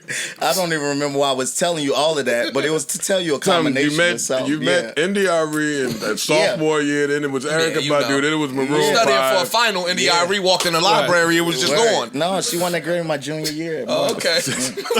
Hey, what a coincidence. Look how that worked. But it's a crazy life. But then I also, like I said, I can usually walk down any street, and people aren't familiar, which is kind of awesome to me. Don't you like that? No, That's dope. I love That's that, the best man. part. I love that. Yeah. Fuck that. So you're accomplished. You're popping. You are saying, because a lot of artists will really definitely take the notoriety over the money or the notoriety. Especially these days. You are the total opposite. Well, I think it's I mean, listen, I want people to like my music. I want fans. I want to keep growing, and I want all of that. But I think what I used to chase was the perception of success versus actual success. Oh, you know, and spitting there. so a lot of the things I was looking, and I'm like, man, why I'm not at that table or why I'm not in that conversation. It's really a lot of them wanted the things that I had, you know, and I was doing. And so, like, shout out to Russ, man. I think he's a great example as well. Like, 10 years of this, but like successful and existing. It was a lesson I learned. This guy, A.R. Rahman, who was like, is an Indian artist and producer. He did like Slumdog Millionaire. He scored that, and I used to work with him, and I didn't know who he was at first, right? But he came to Atlanta to work with me, and I went to a gas station with him. It shut down. I'm like, who is in my car? And then I went to Phillips Arena, the arena in Atlanta, and he had a concert that night. And I'm like, I wonder who he's opening for. Like, this is crazy. It's arena. It's 20,000 people. And I go in there, and it's him. It's no opener. It's nothing. And that, for me, kind of like put it in perspective. Like when people say who are you? They think that's an insult. And it's like, that doesn't take any value away. You know what I mean? So I think in the long run, it's really about building your audience. It's really why I mess with you on IP and understanding like, yeah, I had to turn this down or I turned that down, or because so many people told me, because my friends are in the industry, obviously, like, yo, P, let me just give you one. Let me give you one, and then you could do anything you want to do after that. And I'm like, but that one could literally change my life, and I have to sing that one my whole life, and I have to be that person my whole life. And so it attracts an audience that I don't know if I want in my so circle. It's like, nah, I know that sounds simple, but I'm cool. That's a it's different worked level out. of discipline, B. Yeah, no, Niggas is taking that one. I had one. I passed Give me a some half of one. Yeah. Well, artists got to learn that, and humans got to learn it, right? Like, whatever you put out, something's going to come back from that. So you better make sure that song represents you well. Yeah, because you're going to have to do it for 20 years if it works, you know. And the people that resonated with they're gonna want more. Are now fans of you, but and they're gonna want more of that. And you got to do it again. So you guys are you're artists too, but from that perspective, why can't? How do I word it? Why don't we allow people to be multifaceted? Like, why does it have to be pump it up or nothing? Or why does it have to be this dark, dreary place? Or, like, we all are human beings and we all go through different moods and we all, you know what I mean? But do you go to the health food spot for chopped cheese? No. But I could be an individual that on Monday I could eat a chopped cheese, even though I don't eat beef, but I could eat that, and then tomorrow I could be eating kale and salmon. We are all multifaceted individuals. Why the fuck do we hold artists to just be one thing? That's what you just said, though. That's what I be saying when I'm cheating. But look, oh my but god! Ish, would you just sometimes I just like a little. Why you hold me to just? A little dark skin sometimes. Look, what you just said though, like on Monday you go get the chopped cheese, and you want it from there, from that place. So as a fan, you can be. As a fan, you could be multifaceted, and I want this from this. That as an artist, yeah, but as an artist, you can artist to be like. So it's a few, especially like older artists, right? You'll hear a ballad from this person, and then you can hear an up-tempo song from this person, and we wouldn't knock them because they appealing to somebody else with the ballad, and the up-tempo joint. Whitney Houston might give you. You know what I mean? And then she'll give you this. With the new artist, it's like, yo, I don't want to hear that from them. And I just think that's unfair to them. I think you got to train. You got to be willing to do that up front and not be scared. Because, I mean, that's a scary place to be, to switch up. Because you don't know if your audience is going to come with you. But literally, Outkast made their careers on saying, you don't even know what's going to be next. True. We don't know what's coming next. So, like, their audience came to be comfortable with, like, I don't care what it's gonna be as long as it's them. It's unfair to you to say, "Nah, I can't take the one from my man that's giving it to me because I don't want to." Oh no, but it was more me though. It was more me. Like I don't like that. You telling me to do something that I don't want to do, like just to catch one. That's different. Yeah, just to catch one wasn't worth it for me. Yeah, no, for sure. So I mean, what is catching one for PJ Morton though? That's what I don't even know what a hit is anymore today. You know? I don't know if that word is a thing today. I don't think so. It's so segmented. I say it's like cable television now, versus it used to be CBS, NBC, ABC, and you watch all your. Now we got so the person that watches ESPN may never watch Food Network, but it's a million people watching both of them. Mm-hmm. You know what I mean? And none of them are trying to be each other. Yep, so I don't know what that means anymore, and that's why I said it's more comfort for me. And even when I talk to. Because I always check in just because I'm curious all the time. But like even the majors are understanding that it's segmented. So let's just get the top person at each segment now. You know what I'm saying? Because it's gonna keep on being more divided. So a hit is a weird. Usually, if you're shooting for everybody today, it's a L. Fail. Yeah, yeah. That started with that. Trying to get everybody to like you. Trying to hit everybody. Yeah. Can't do it. How many shows you do a year?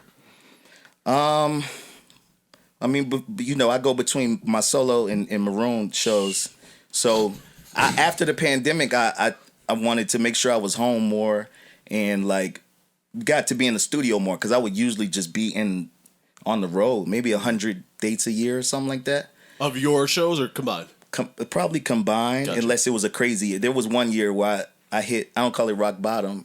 It was like rock top, I guess, because I was going so crazy and it was both successful at the same time. But you were never home. And I had one day home, like between this U.S. tour and the Asian tour, and I'm like, yo, if this is great, this is what I asked for, but like Asian tour. I'm not. Yeah. Rates probably went up. No, you know, Asia a big place. Yeah. I'm bad at geography. I'm letting you know. I don't know where. Yeah. No, we went all over there though. Yeah, Southeast, Japan. Scraped. Yeah. Oh. Yeah. But There you go. More yen. how many? Because this tour, this solo tour, Everybody right now had the is back end ready too, 40 right? something dates. The back end was secure. It was all there. Wasn't nothing missing, huh? Locked in, man. Locked in. Little bit of yen. Solo probably 50 dates a year. Okay. Yeah. That's a lot, though. Yeah, no, That's a lot. It's a lot. It's a lot. It's one a week. I'm trying something new this time where I build in 2 weeks in between. So 2 weeks on tour, 2 weeks off, 2 weeks on. Okay. Oh, you up now. I'm just trying, we're gonna see that, right? I'm just trying to Plan my own schedule, nigga. he's just trying that's different their things out. independence. What? Though. That's their independence. I do Little what I want. maroon don't help. Little burgundy. Maroon, man. Little burgundy, something Maroon like. has allowed me to be as free. You know what I mean? I give a lot of love to them because they allowed me to not care about sales initially before I start to figure it out. That was that's been my base. They took care of me, like. What do you play, keyboards with them? I play keys, and sing backs, and I mean they even I opened up tours like Double Duty, opened up Kelly Clarkson, closed with Maroon. We did it overseas where opened up Robin Thicke. All right, dog. Yeah. Yo, fam. Yeah. But no, for real, that allowed me to not care. Exactly. Because it didn't matter whether I sold or anything. And which is, I know that is not everybody's situation. No. So I feel blessed with that, There you are. No. Nothing wrong with that. Yeah. Yeah, for sure. No, that's dope. Super dope. I was going to actually ask, the fact that you have other things going on allows you the flexibility and the ability to say, nah, I don't want that. Yeah. Mm-hmm. Everybody don't have the ability to say, yo, my man over here is one of them, and he gonna hit me with one of them, and I can say, nah. Mm-hmm. Everybody don't have the ability to do that. Even though I did say nah before Maroon, you know what I mean? Like I was that way. I was that way all the way. Gotcha. I mean, before I did. Like I literally, my friends are the biggest producers in the. You know what I mean? Like, and they because they wanted that for me because they knew I was a great artist, and they like, Pete, please just let me. And I'm like, bro, I know what that means ultimately. Yeah. But for sure, when the Maroon came years later, it went from nah to nah. It's like really nah. It's like a lot of A's. I'm good. Yeah. How long you been married? I've been married 13 years. That's some of the reason for them Nas. Yeah.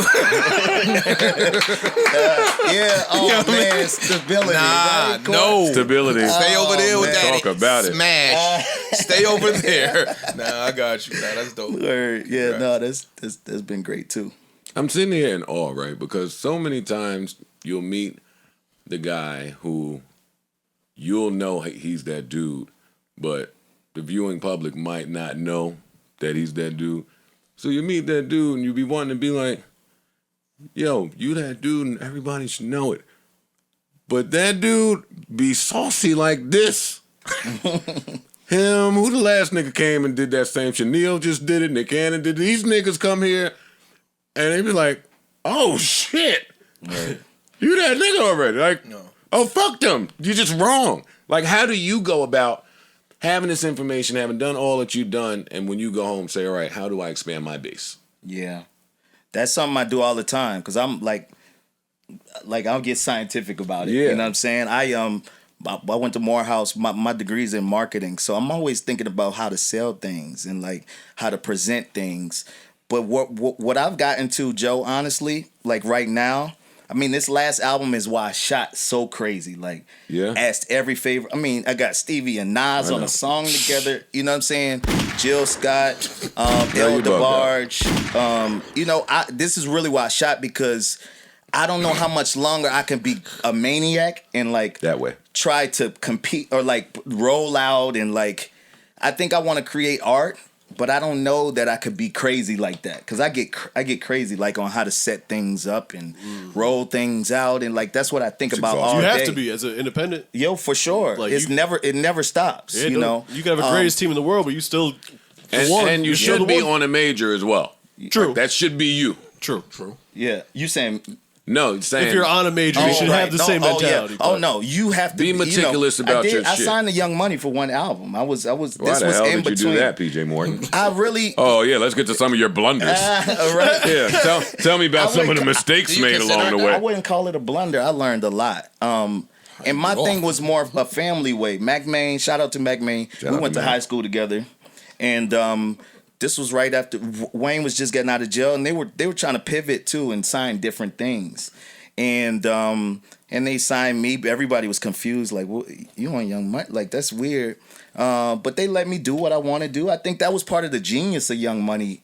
Throughout the whole thing is when Drake came with 40, they didn't say, all right, now you here, let's get Timbaland and let's get, you know what I mean? They like, we like that. Keep doing that. Nicki was Nicki. They like keep doing the voices and the, you know what I mean? And they left me alone, like on the creative. They just let me do my thing. The only thing was the process of like their mixtape was my, can you put me on the road? Or, you know what I mean? It was just different languages. So ultimately, but I put out an album, you know. Oh, what's the name of that album? That album's called New Orleans. Yeah, it's called New Orleans. Stevie was on that. He was playing harmonica on that song, on that album. But like I had no idea Stevie Wonder. That's when I first joined the Maroon 5. Wonder. Stevie Wonder. You can't just be calling him Stevie though, like you grew up with. But yo, but if that's Stevie, he's one of the artists that's on a you could first name basis. How did you get cool with Stevie? Though. How'd you get cool with Stevie? I need to hear this story. That was my first reach out. I had that. It was really a Hail Mary. Like I had met him before. I knew his drummer at the time, and I'm like, I really want Stevie to play harmonica on this song, and so I'm like, I'm gonna just try, and so I hit him because that's how it has to happen at this point. It's like, what are you gonna like pitch it? Oh. Yeah, I'm gonna help Stevie's, look right, like make it like what you know what I mean. He's just gotta want to do it, and you got to be able to get it to him. So I was able to get it to him. He loved it. I mean, he just did it. That was it. This one was more. I needed more relationship with this out to do a duet with him. Is after we like formed more of a relationship. I'm on his album. He's working on a new album, and we did like a duet on his album. So I was like, hey man, you mind? I got this little ditty. Yeah, but it was fully just a reach out, and then a lot of people say I sound similar to him sometimes. Okay. So I think he saw me and he has a radio station in L.A. He's very active in that radio station, so he knows what's playing there and he listens. He told me my song First Begin. He was like, I wish I wrote that song. So that's still the biggest compliment I think I've ever got. Yeah. How could it not be? Like, yeah. I think for musicians, that's amazing, right? Yes. I think they don't just want to work with everybody. Yeah. So I think that's just a statement. Like, yo, Stevie Wonder said yes. Right. Twice. You feel what I'm saying? Like, Neo was here, and Neo was like, yo, I asked him, I said, yo, what was your favorite album? Because I'm a Neo, like, fan, right? Mm-hmm. So I'm like, yo, what's your favorite album? And he said, Libra Scale. And I was like, word? And he was like, yo, it wasn't because it didn't get the critical acclaim of the album that came before. Oh, the Prince thing. Yeah, I heard right? that. Yeah. And he said the joint about He watched Prince. Mm-hmm. Damn people want. You're doing that thing. I Yo, listen, you're You're actually. doing that thing that He you do. might not have seen No, that no. particular episode. Yeah, I don't listen, know if actually. I he did don't that. watch. I don't watch. He knows Prince. Yeah. He knew Prince. Like he knew everybody. My bad. I didn't mean to step on your story, big dog. Nigga's an asshole, My dog. bad. It's him. It ain't you, nigga. I should have It's just him. let you say It's that, though. asshole. That's nah, me. but That's me. again, I take that. fam, as an art, like, that gotta be something. Tell him about our episode 5 weeks ago. Oh man. I'm not. Here, listen. Yo, don't you could tell us since you know Stevie. He can't see. Is that what you about to say? He'll tell the truth, yo. You're like, come on, yo. Y'all like, what's wrong with this? Come on, give it up. Give it up. He would actually play this game with you because it up. he's silly. But nah, no. What do you mean? Come on. You see him doing some shit where you was like, yeah. I never caught him doing anything, man. He drives all the time. I've never seen him drive. All right. People let him drive though. Yeah. All right. Yo, Stop. I know in hip hop we let a lot of dangerous things just roll by. Yeah. Should Stevie Wonder be driving? I don't know, but that's not something for me to answer. I think Even though- was Oprah in the car when you drive before? Yo. I think there was something. So say you're at the studio with Stevie, you know, harmonica solos and all that shit, and you're about to leave. It's 3 o'clock in the morning. It's time Let to go me home. drive. Took his And glasses he grabs the keys. Tired of to wearing the these car. Oh, shits. he went down to the car. He's like, yo, you need a ride? and dapped you up. Nah, you need a ride? Yeah, no, I don't think I'm saying yes to that. I'll just be like, Steve, I got it. Just give me the keys. I'll drive. Even though, I go down these YouTube rabbit holes. One of them captions got me. Hey, this chick without arms or legs drives. And I saw it. I did. I saw that. Yeah. Click. I And got don't you know she wobbled her ass in there and drove. what she do, Joe? Oh man, She did though. Yeah, Y'all see it? She did this Yeah, word. little thing. She got in there. Yeah. Oh wow. Thing. She started to come in How'd she start the car? like this. Stop. It was push start. Word. You better stop, yo. Nah, I'm saying you pushed it. He's probably got his Tesla, Stevie. Yeah, of course. Oh, well, autopilot. Yeah. I've never seen Stevie drive. I'm saying I've just Holy heard shit. that legend. Damn, that was funny. Yeah. Y'all gonna get fucked up for that. Y'all. So you push start the whip. She did like still. Wow. That thing. Yo, how come nobody will steal the ball from Hansel, from the dude? They try. They be trying. They don't try hard. They bugging. Nah, you bugging. I'm a believer. That nigga was I believe in him too. I think No, he I'm just saying I played in the see Drew. Me too. people try to rip him for real. Though. I seen him try to rip him. He just played in the Drew, I think. Dog, And he was He kicking got it. a way to like put some space. I know.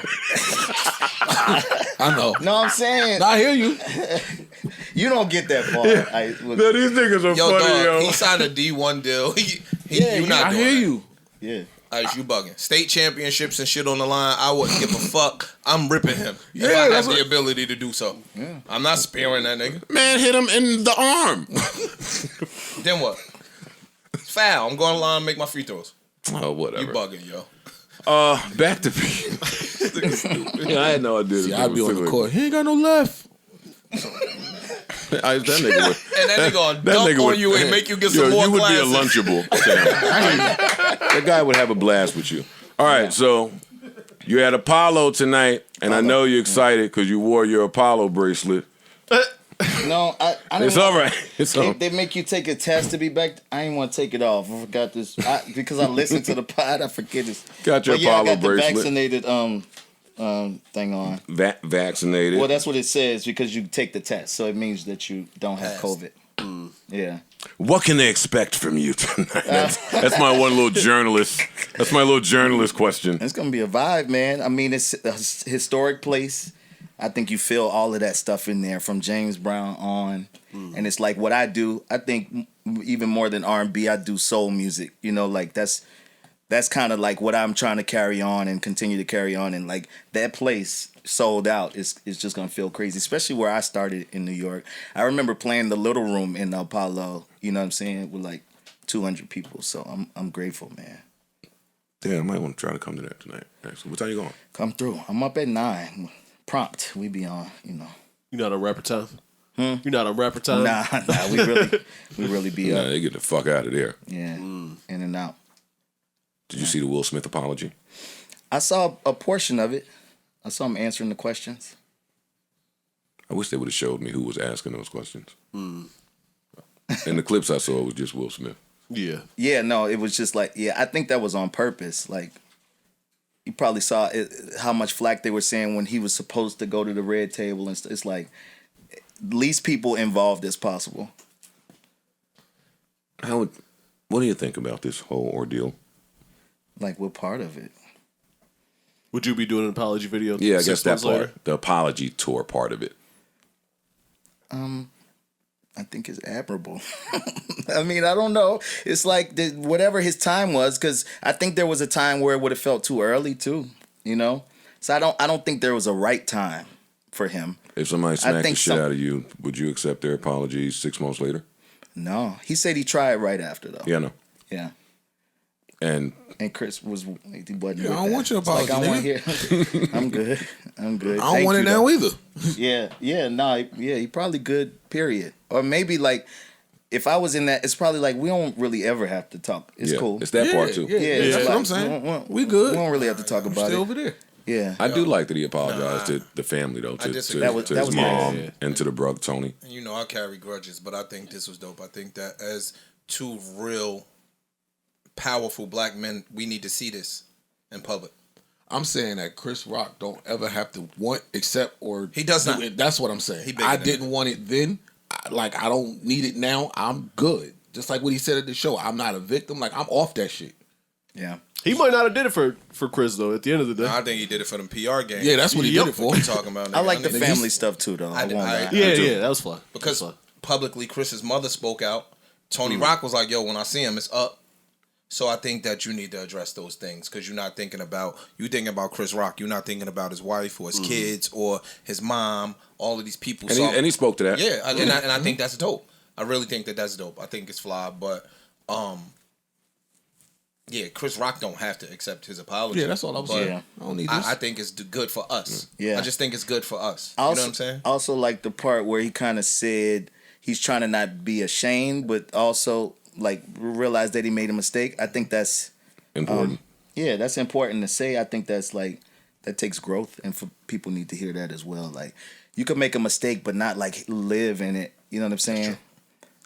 Because the thing, right? Damn, what was I about to say? Yeah, I've had that thought, thinking back about this, watching the apologies. It's like, I might even came on here and been like, niggas get smacked every day. Like, a smack is a smack. But it was on, like, the grandest stage. And it was during so many people's important moment. Yeah. Right? Like, that point is relevant for me, even with Beyonce's album dropping and Kelis saying what she had to say, right? Even if there's valid points in anything Kelis is saying. Like, why are we just going to step on this person's moment right timing. now? Yeah. That was my point when Puff won that award, and the day after, Mace was like, but wait a minute. Hey, I'm cool with that. But don't steal moments from people. Yeah. I understand people wanting to beat up the couple that proposes at my wedding. Oh, yeah, that's me. That's me. They getting jumped. You feel the same? Yeah. 1,000%. Y'all? Yeah. Roll packing them smooth Wrong out. time. I think See? it's selfish. Wrong time. I think it's Get selfish. Packed smooth Just out. like let them have their moment. Like let me have my moment. Don't propose in the middle of my wedding. No. Yeah, I agree with that. What other music-y questions do I have for PJ Morton? Very rarely do we get musicians here that like know about music. What was your first instrument? Drums. Oh yeah, Yeah. you still play? No, I'm not good at drums. I realized pretty early, especially when you grow up in church, drummers are good. So it's like I realized like, oh, I'm not gonna be the best at it. So let me go to something else. Where you from? From New Orleans. Oh word. Oh, so you was in. Yeah. Get busy church. A music town, yeah. It's different church. No, it was but drummers are the main thing because I think as musicians in general, that's the easiest to start because there's no notes, so like it's purely rhythm, and so guys get good really quick. And I just realized like I'm not gonna be one of the best. So let me this is switch not it for up. me. Yeah, and the drummer in the black church. Yeah. Well, who are the best in your field? Who are the best? Who are the best? Like right now? Wow, that's like I got to shout out Adam Blackstone, who is like music director to the Stars. He's part of the reason that connected me to Maroon 5 actually. Omar Edwards is one of my favorites. Corey Henry is a keyboard player that is, I think, one of the best period in the world. Travis Sales from New York. I met these guys when I was probably 20 and they were like 16 and they were blazing. I was like, okay, I'm gonna write songs. Every time I see I'm not gonna be the I'll give you something else. I'm just like, all right, let me do something where I could be the best. But that's something that come off the top of my head. As a drummer, my drummer Ed Clark from New Orleans, like we've been playing since I was 12. Spanky is one of my favorite drummers from Philly. It's a bunch of amazing musicians though. Have you ever got fucked out of your publishing? No, like the very first, I wouldn't like. So the NDRE song, That is I the remember. Fuck voice. That you got on. Because I didn't know if I was gonna be totally honest, but I'll be honest. The first song I did, it was a gospel song when I was 15. Was my first placement when I was 15, and they took half of my publishing. I was a kid. I was a kid. 15-year-old. Give me the song. I was a kid, so it just taught me though. So they reproduced the song though, and I remember I produced it in my SY85 Yamaha. So like, and when it used to overload, it would drop out. And I remember the producers actually did the dropout on purpose. So as a 15-year-old, I'm like, yo, they did my mistake over. Like, I think I know what I'm doing. And that was my lesson. And then, the NDRE was my first when I was in college. It was like, I wrote that song, and it was some publishing stuff. But which song? it's called Interested. It was on her Voyage to India album. That album was amazing. Yeah. And but not really, like that was early on, and it never happened again, to be honest with you.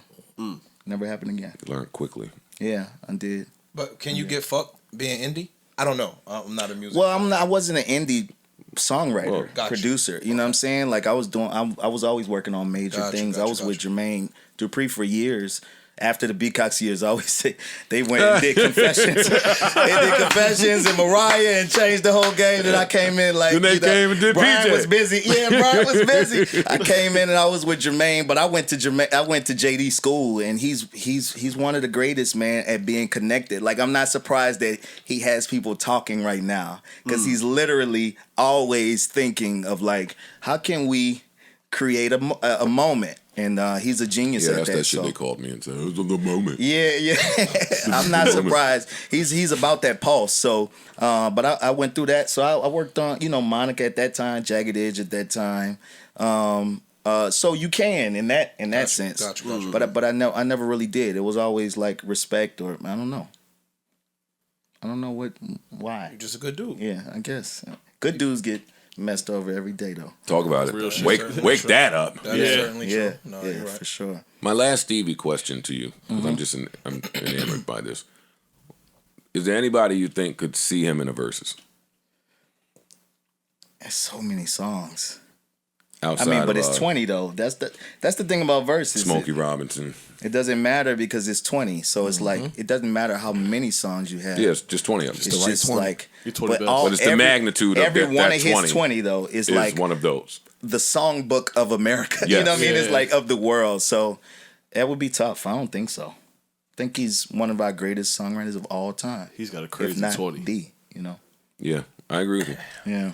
Smokey would be up there though. Living? Yeah, Smokey's got some joints, and then he wrote go a to the lot of other people's ones. shits. Yeah. But then Stevie will tell me something good for Shaka. Yeah, and, true. You know, like he's got some sneaky ones. I didn't know that. Yeah. Yeah. Y'all better That's where we catch you on them sneaky ones. They friends. You better stop. Yeah, I said I didn't know Talking that. about the pen part. Don't get Smokey's pen angry. Oh no, Don't get Smokey's pen angry. What else we got for On PJ? your own albums, do you do all your own instrumentation, or do you bring in your band? No, I bring in. I delegate that. Like I usually create it first in the box, and you know, like get the idea. But especially this time, this record, we went to the country, went to Bogalusa, Louisiana. Okay. And locked in and wrote out there, and like it's this studio that was built in the 70s. It's the only thing in Bogalusa, basically. I never heard Bogalusa. So. Yeah, it's like nothing out there but this amazing studio that was built in the 70s. Stevie actually did Secret Life of Plants out there. Oh, wow. It's a Frankie Beverly and Mays album that was done out there. But no, I'm big on like the band and Gotcha. like horns on this, all of that stuff. But I bring Even them keys?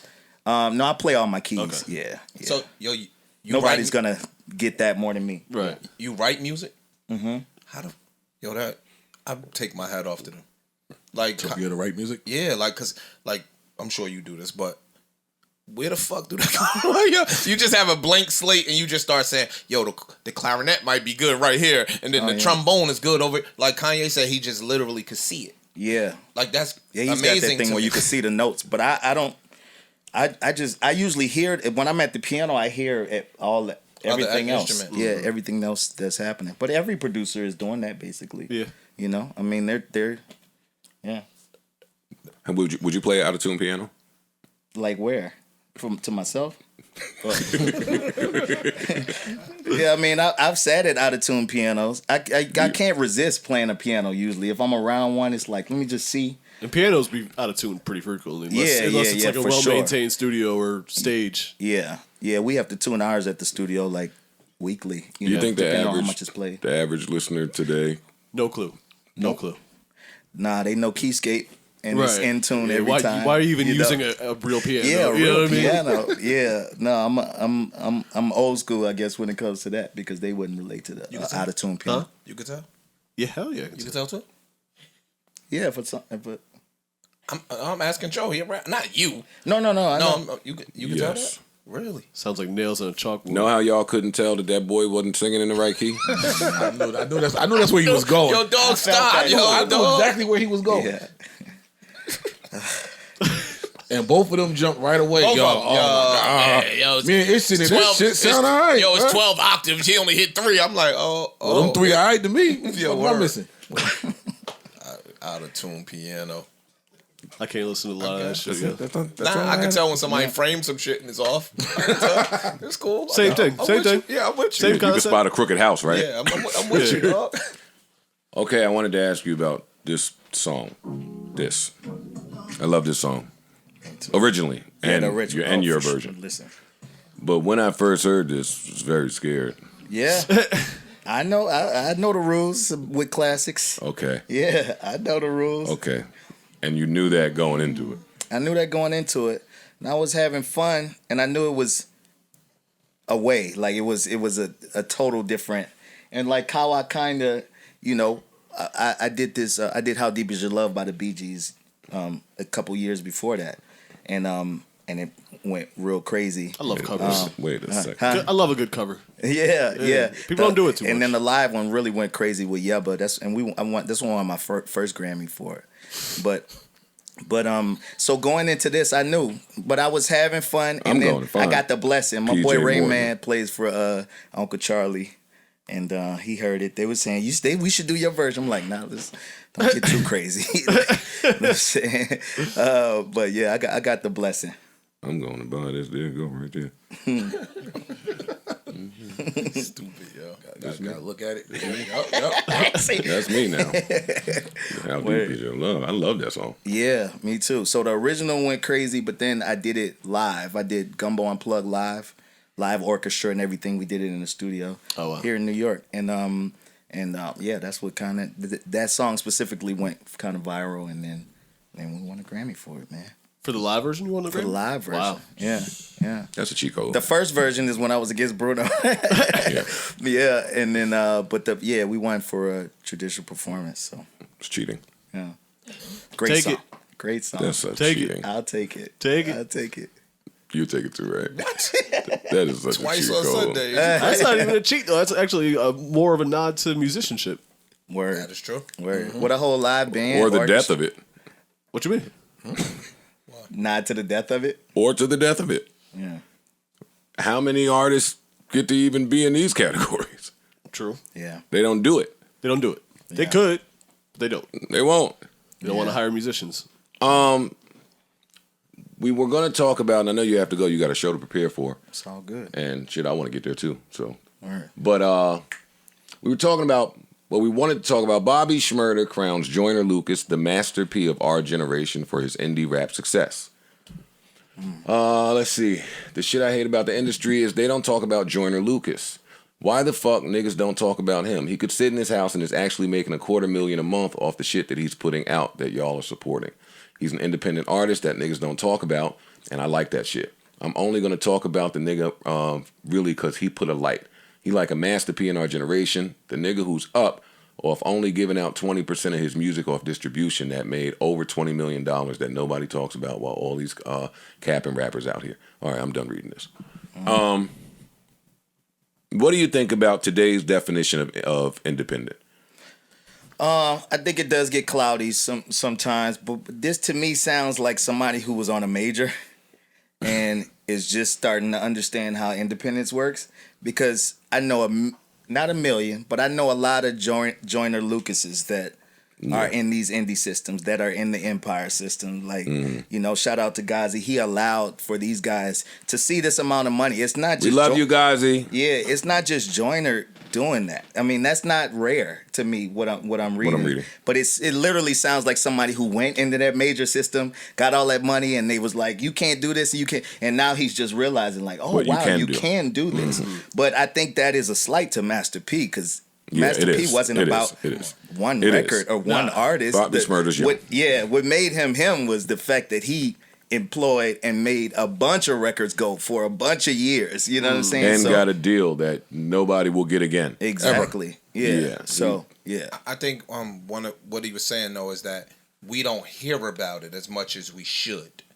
You get what I'm saying? We don't hear about a lot of indie because the labels don't want. You're saying it's a bunch of them. Yeah. He's saying we don't hear about it as much as we should because they don't want to highlight the fact that these boys are over here making this much money and don't necessarily have to sell their souls to do something. Why would they want to highlight it? Why would they? But other artists should highlight it. I was gonna say, the labels is controlling all the shit you see. They're controlling the playlisting. They're controlling who gets the interviews. That was a part. They hate Russ, yo. Yeah. But that was a part of his argument. His argument was nobody is knowing it, nobody's seeing it, nobody's congratulating this guy that's sitting in his house making a shit ton of money because they would rather push the rappers that's capping about how much money they really got. Well, I'm in bed with these rappers. Yeah, that's what they benefit from. These rappers work for me. Sure, that makes sense. Why would I talk about him? That definitely makes sense. But why would the others not congratulate him? Because if we out here trying to do the black empowerment movement and get away from the labels, more shit like this needs to be highlighted. Is what I took because I heard the interview. But think about it. Where are they going to highlight it at? Bobby Shmurda's an independent artist. So yeah, he's saying this now. Gotcha. These niggas are signed. They not going to. They might not even know. No, they know. They know. The signed artists know? Yeah, they know. It's a perception business, though. Like, I literally have had a conversation with a high exec, and I'm like, yo, because I've gone back to that well every time, because I think that there's no one way, like I always say. And sometimes I was maybe got a little lazy or got a little tired, and it's like, man, I would like a budget, like I would like a, you know what I'm saying? Like, man, and I always come back to just do it, PJ, because you get that and then you frustrated in that system. And but I literally asked one of the guys when I was gonna sign, like, all right, how much, it don't take me much to make a record. I'm doing it myself. If I'm like in the black and successful, but not your biggest, is that a good? And he's like, well, no, we're in the business of hits and superstars. Right. So I'm like, so you rather lose money than, you know what I mean? Because usually one artist is keeping the building alive. Yeah. You know what I mean? And so the others can lose and lose and lose because one is taking care of it. So that told me that I may be in a whole different business altogether. Yeah, you know what I mean? Like, kinda are. I don't even know that model is even what I'm trying to do. I'm trying to create for a certain price, sell things, and be successful and okay and sell out tours. You know what I mean? But like, yeah, it's a whole different business. So they wouldn't want to shine it on that because if they told the truth, it would be like way more else. Detriment. Yeah, Gotcha. yeah. Do you do a lot of physicals? Like CDs, tapes, vinyl? We do a lot of vinyl now. Yeah. We still I had stopped CDs, but some people kept asking, so I'm like, well, all right. Yeah. So we just bring them on tour, but vinyls have gone crazy the last 4 years probably. We do really well on vinyls, and I got a lot of albums, so we do the 5 for okay, package deal, like the yeah. package that's joints, nice. and Yeah, those that's go nice. crazy. So yeah. And if he knew all the information about how great Independence was, maybe Bobby Shmurda never jumps on top of the table to audition for Epic. Yeah. Probably not. Yeah. But again, that just comes from the ignorance. And when I say ignorance, I Not don't in mean a he's bad way, ignorant. yeah. I mean lack of knowledge. Huh? But now you starting to get new information. But that's why they don't want that new information. They wouldn't shine a light on it. You know. Yeah. They control all this shit. Like, Are you going to jump into this? Might be my final question. Are you going to jump into at any point the toxic R&B wave that's happening out there? No, it wouldn't be authentic, My church was scamming. Like, how you gonna do this? No, it wouldn't be. I'm kind of in the business of trying to be authentic. You know what I mean? So they would spot that from a mile away. Okay. Like, all right, PJ, you reach it. Like, relax. I let the toxic guys do that. Got it. I'm gonna handle the love and the light. You know what I mean? And everything's not great because on this album that was.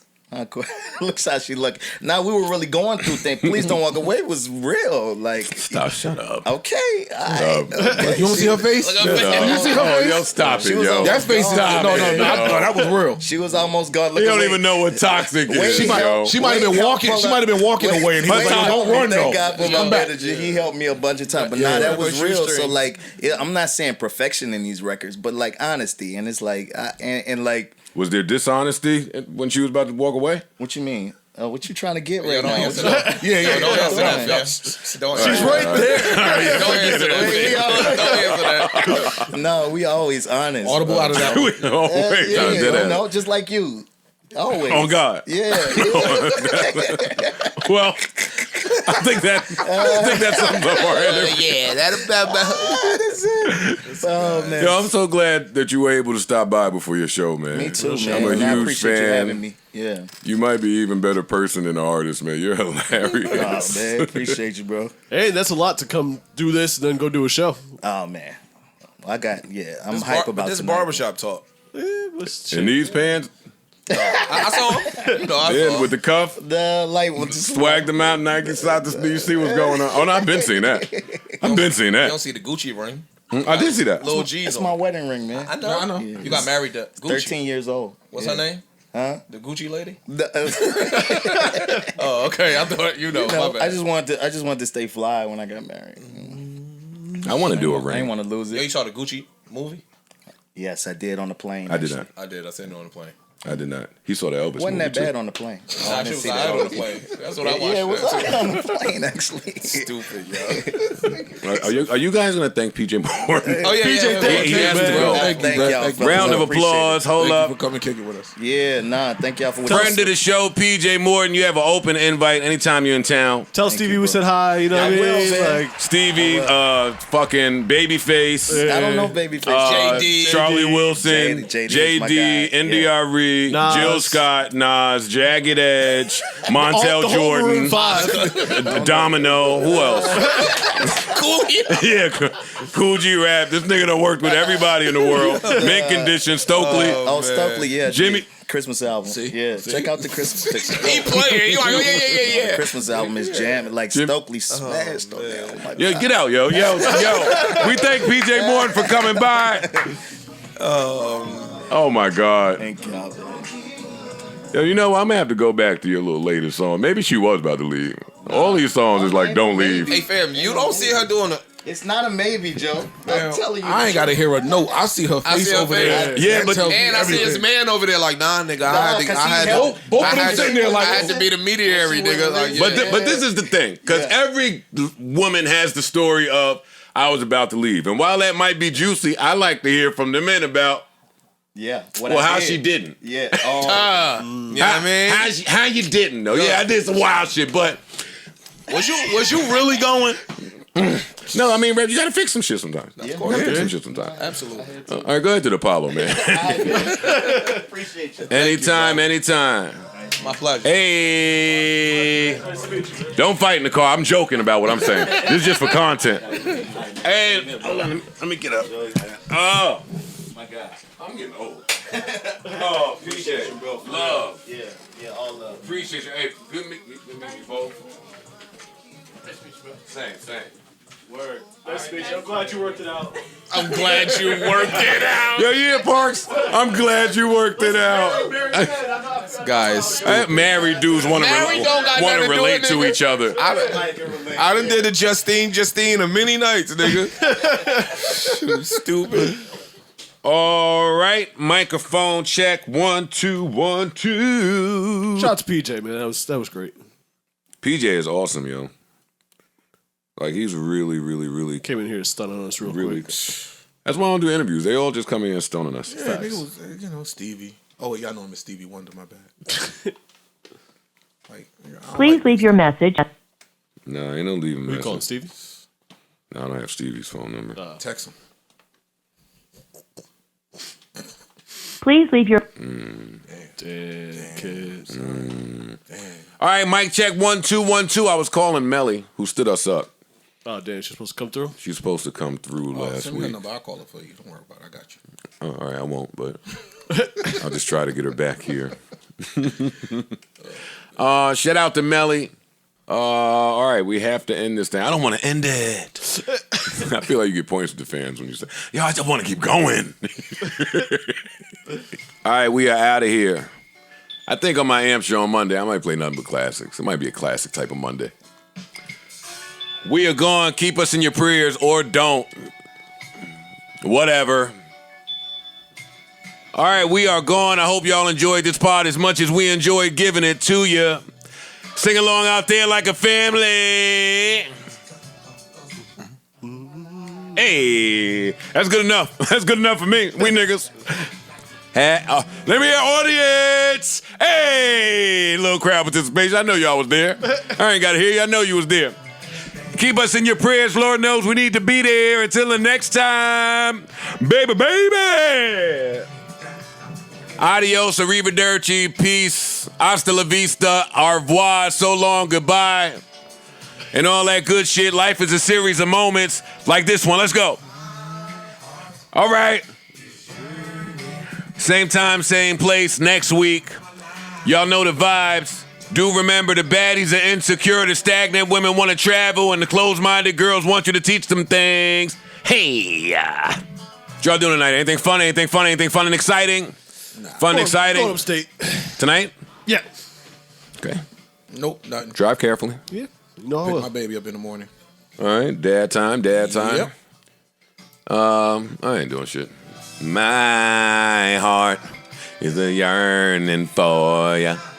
Let me inside your love.